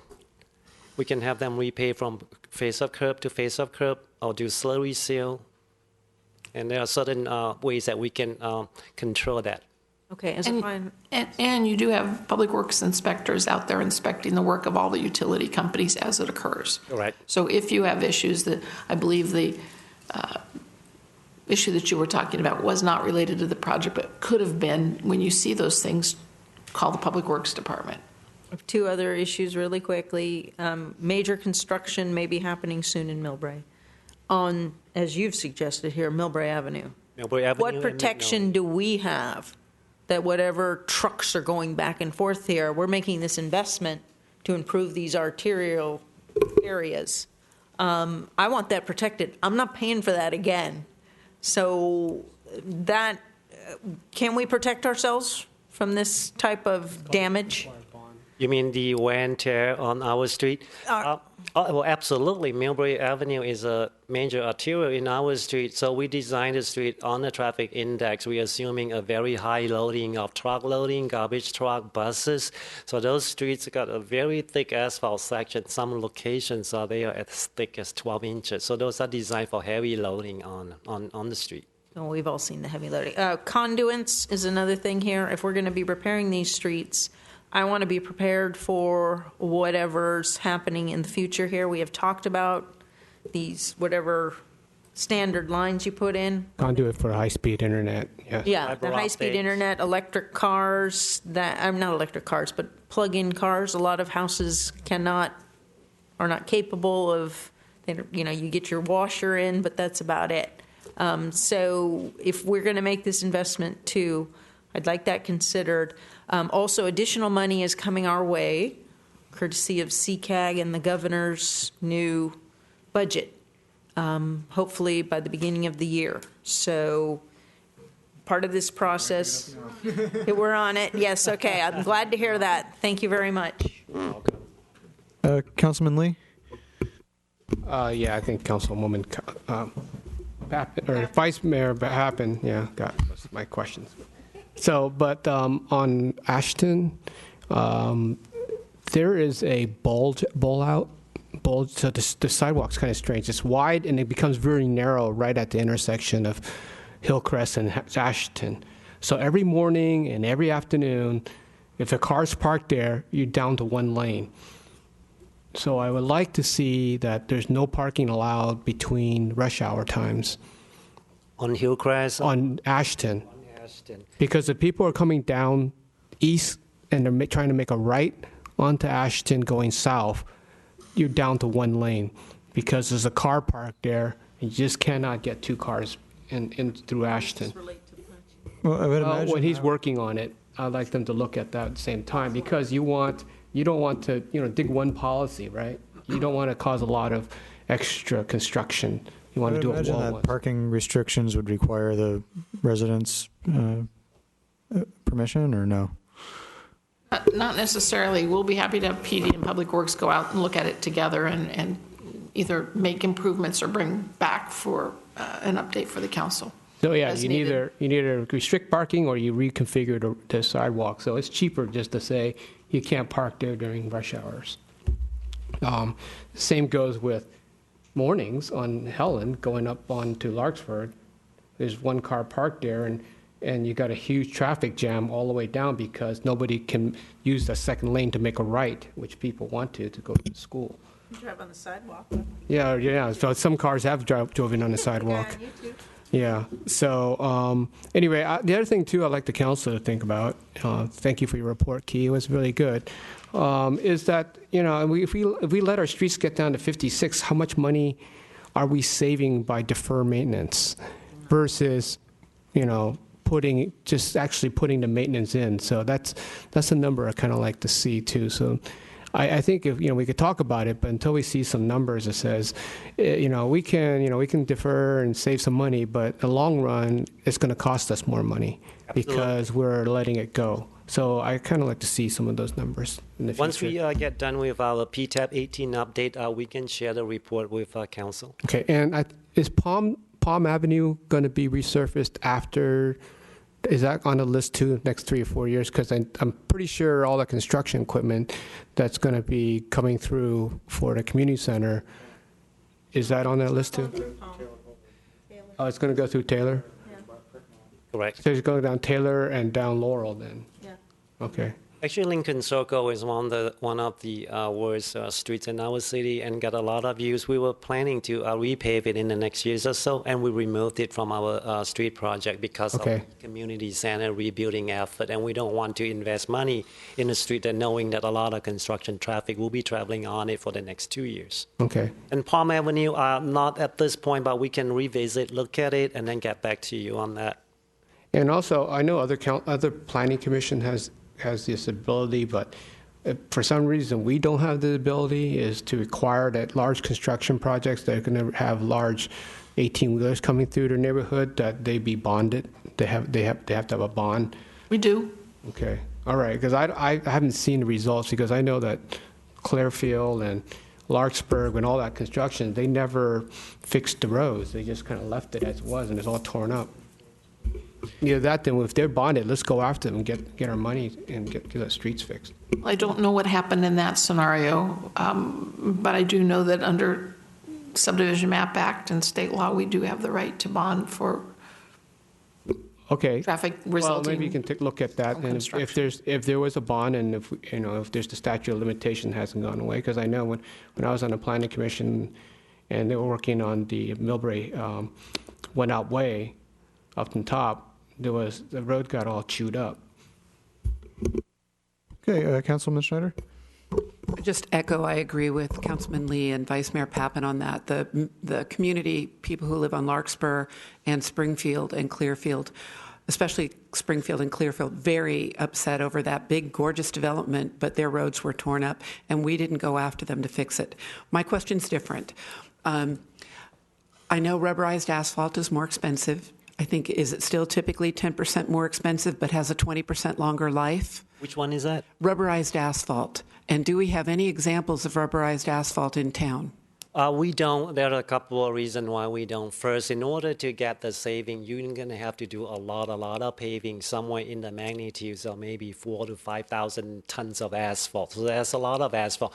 The Rubberized Asphalt Institute does give out some sort of grant, but to do that, like I say, you need to have the economy of scales a lot size project. And the second issue that we are still evaluating is the disposal of rubberized asphalt, because this asphalt cannot be recycled. Another issue that we learned is that the smell during construction, a lot of complaint because of the smell. But it's something that we are completely open to the idea as we see the price come down.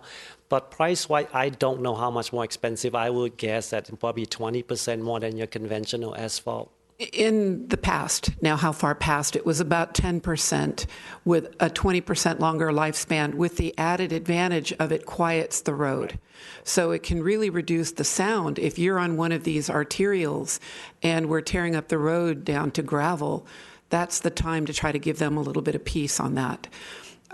For people out there in the public, if you've driven 280 now, the new paving job from 92 going south, I'm going to guess because it's really quiet, it's really smooth, it's gorgeous, is rubberized asphalt. Other cities have been investing in rubberized asphalt since the late 1980s.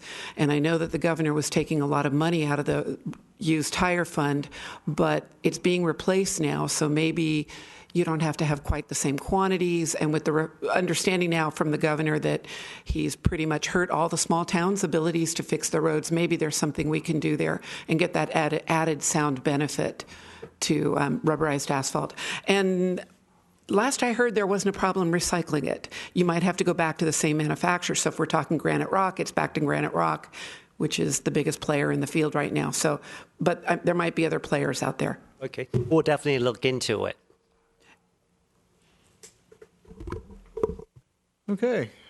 Any final comment? Councilman Oliva? No, I think everything's been touched upon. Thank you, though. Okay. Well, thanks very much, Mr. Lim, and we look forward to these projects coming up in the next few months and hopefully boosting up that PCI score a few points. Thank you. Good work. It's an informational item. Okay, so the next item is item number 9, which is a designation of voting delegate and up to 2 alternates for the 2017 League of California Cities annual conference. Do we need a staff report on this or no? I'll be there. I'll be there. I'm planning to be there as well. You want to be the primary? I'd be happy to. You can be the primary. I'll be your alternate. Is anybody else planning to attend at this time? No. Going to vote? I'll nominate the mayor, and Mr. Lee is the alternate. I'll second it. Okay. Well, thank you. There's a motion from Councilman. Well, okay. Oh. There's a motion and a second on the table. I don't know if we need a roll call vote or just a consensus vote. The mayor is the delegate. Yeah. And then Councilman Lee is the alternate. Since I'll be there anyway, too. Okay. Consensus vote it is. All right. Well, thank you. Looking forward to that. Okay, now it's time for council comments, and we do have 2 closed session items afterwards, so let's try to keep it relatively short. So let's start with Councilman Lee. We just thank the community for showing up for the Leo's 10th anniversary. The Lions Club sponsored the event, and it was open to the public. We had Miss California and Miss USA runner-up, Crystal Lee, give an inspirational speech to the young people. We had a bunch of Leos from past boards come. So there were about 150 people. It was very well. It was a really good community event, and Leos have raised over 10 to 20 grand over the years, last 10 years. And thousands of hours of volunteer hours. So hats off to the Leos.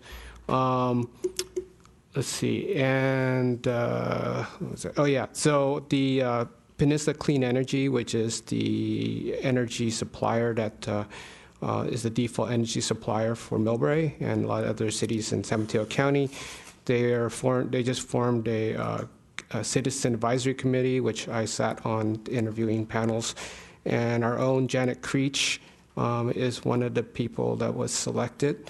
Congratulations, Janet. And the ABAG, Associated Bay Area Governments, we're slowly working towards getting the Planned Bay Area plan done. And the reason why I mention it is because it is the housing transportation planning for the Bay Area. So if you're interested, please visit the website. It's Plan Bay Area 2040. At the ABAG meeting, they're continuing on the merging of staff with MTC, which is the Metropolitan Transportation Commission. They're merging the planning part, and there were concerns about about having keeping everybody whole, and I think everybody on the board, executive board, were expressing their interest in making sure that the employees were kept whole. And I'm going to let the mayor talk about the tech subcommittee, if that's okay. And then, yeah, well, if you have an update, I'll let you do that.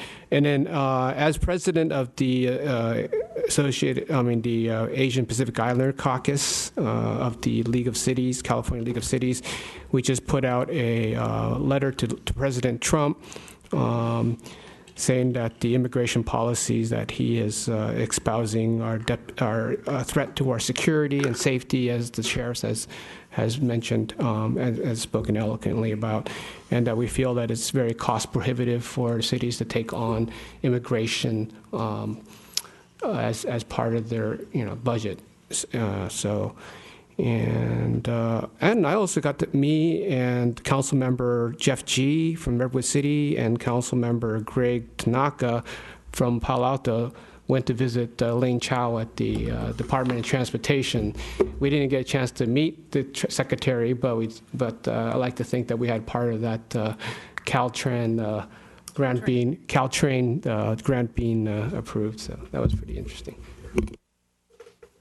Okay, Councilwoman Oliva. Okay, well, I actually was in Washington when the Caltrans was approved, so I was away for a little bit in our capital, doing our thing and making Millbrae proud, I hope. With regards to any of my assignments, I had the opportunity to attend the Heart fundraiser, and I was there with Councilmember Lee. It was a huge success and a lot of fun. So I got that opportunity. I want to congratulate our mayor for his master's. Yay, very good. And with a heavy heart, I'd like to have everybody take a minute to wish the family of the Karambats. We lost John Karambat over the weekend. So, longtime resident of Millbrae. Okay, thank you. Councilwoman Schneider. Okay, the next grant cycle for bicycle and pedestrians has been released with a due date coming up way faster than we want, but hopefully Millbrae will be applying. A really good grant application from the previous cycle where we weren't awarded a grant was San Bruno. So if staff is working on this and would like some good examples, I have copies of everything. Cultural Arts met last week. They have officially changed their date to the second Monday of every month. They are working on an inventory of public and private art, but art you can see from public access points. So if any of the public knows of art in town, go ahead and send it Cultural Arts way. Also an inventory of potential locations for public art, whether that's an installation of a sculpture or a painting or something to be defined. They would love to co-sponsor the gazebo grand opening, which will probably be a Park and Rec Commission project, but it was discussed that another part of their mission is to support more community events. So congratulations on the gazebo choosing its location and looking forward to when it's fixed and ready for an event. And finally, they are ready to review projects of the TOD projects as they come through for the potential of private art installation for the public. Vice Mayor Pappen. Thank you very much, Mr. Mayor. And please, if we could remind the Arts Committee, there is a city arts policy. And I would suggest, too, that we might want to partner with San Francisco. They get donated a lot of art. They might loan us some. According to their mayor, they have a huge storage of art. Congratulations to our federal representatives on the Caltrain funding electrification. Would like to congratulate all the graduates as we are in the graduation area, including the mayor on his master's in public policy. Mills High School, Cappuccino, the middle schools. Mills, I know, is having their awards night tomorrow.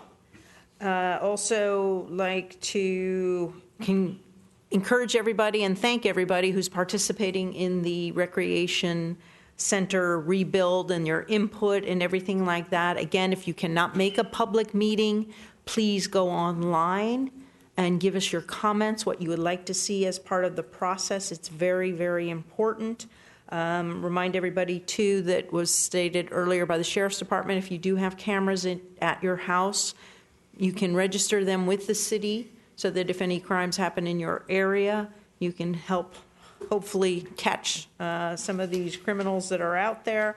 Also, I think there's going to be some people are getting their PG&E bill has gone up due to this clean energy stuff. So I think we're going to be hearing a lot of things people are not happy about. So I'm not sure who they should call on that front. You can elect to go to the cheaper one, which is there's the mid-grade, and we decided as a council to start up at the highest grade. So and they can call who? They can call or go online and go down to the Ego 100. Not Ego 100. Yeah, so it's the next one down. So in that case, they will save some money. Or alternatively, they can just stay with PG&E. Okay, we're probably going to be getting a lot of calls on that. Two last things. Everybody who's passing by Pete's in downtown Millbrae, you will see a big, large piece of plywood. So if anybody was around on Wednesday or Thursday night when somebody decided to throw something through their window and break it, can you please notify the Sheriff's Department? We cannot have vandalism like this. This is very costly and detrimental to all the businesses downtown. And I'd ask that we can please also close in memory with the incident in Manchester. Thank you. Thank you. Okay, let's see. Last week I attended the Mayor's Civic Coordinating Council meeting. We had a good turnout. One item that was announced and has been announced previously was the MCTV, the Millbrae history documentary premiere will be on June 11th in the Chakotay Room. It's a project they've been working on for quite some time now, but have interviewed people who've lived in Millbrae since before Millbrae was actually a city, before incorporation. So it should be very, very interesting to learn a bit about our local history. Let's see, I also attended the Millbrae Sister Cities Commission meeting last night. We discussed, the commission has had a little bit of a hiccup lately in terms of its bank account, which has traditionally been held by the city. They've now been told by the auditors that they need an independent bank account or to have some type of non-profit or third party manage the funds. If they keep their own bank account, they would then become a sister city club, which means they would no longer become an official city commission and wouldn't receive the staffing support and facility support. So I think we really need to keep them as a commission, and hope the staff can work with them between now and the end of June, the end of this fiscal year. And I believe the Community Foundation has been contacted and may be willing to help with that. But let's try to get that. They have always been a commission, and they've always had. They've always stored their money through the city in some special account. But if they want to have, they've been told they can no longer do that for fiscal auditing purposes. If they keep an independent bank account, their own bank account, they then no longer can be an official city commission. So let's work with them between now and June. I think they need to do that by the end of June. I think I recommend that they go through the community foundation. And it was recommended to every committee and commission, so they're not alone. Fair enough. Yeah, I know the seniors are working on the same issue right now. I also attended the library JPA board meeting yesterday, and one thing that they announced was that they are looking to expand the maker spaces in the libraries, and they're working on a master plan of all the maker spaces. And they do have a 3D printer now. They have some recording equipment, studio equipment, but that is I think they're looking to expand that quite a bit. I also attended with the vice mayor the advisory committee meeting for the community center rebuilding. That was a good opportunity for members of the different city committees and commissions and a couple of other groups, the school district, and a couple other groups to be present and be represented. They're not public meetings, but they are. There are many other public meetings and pop-ups and workshops and the online survey. I think they announced that in the first 2 days of the online survey, they had about 130 respondents. So people are hearing about that, but if you haven't had an opportunity to participate, either come to one of the workshops or just do the online survey right in the comfort of your own home. I also held a coffee with the mayor on Saturday. We had a pretty good turnout, and the vice mayor was there as well. We had a good turnout and a lot of good concerns that were brought up. A lot of colorful comments about the ice rink that came up that also came up at this coordinating council meeting as well. So glad to see lots of participation in that, and I may do another one in sometime in the next few months. So with that said, we will adjourn to closed session, and thank you everyone for being here tonight. In memories of, John Carenbat and the victims of the Manchester attack the other day. Okay. Good evening, everyone.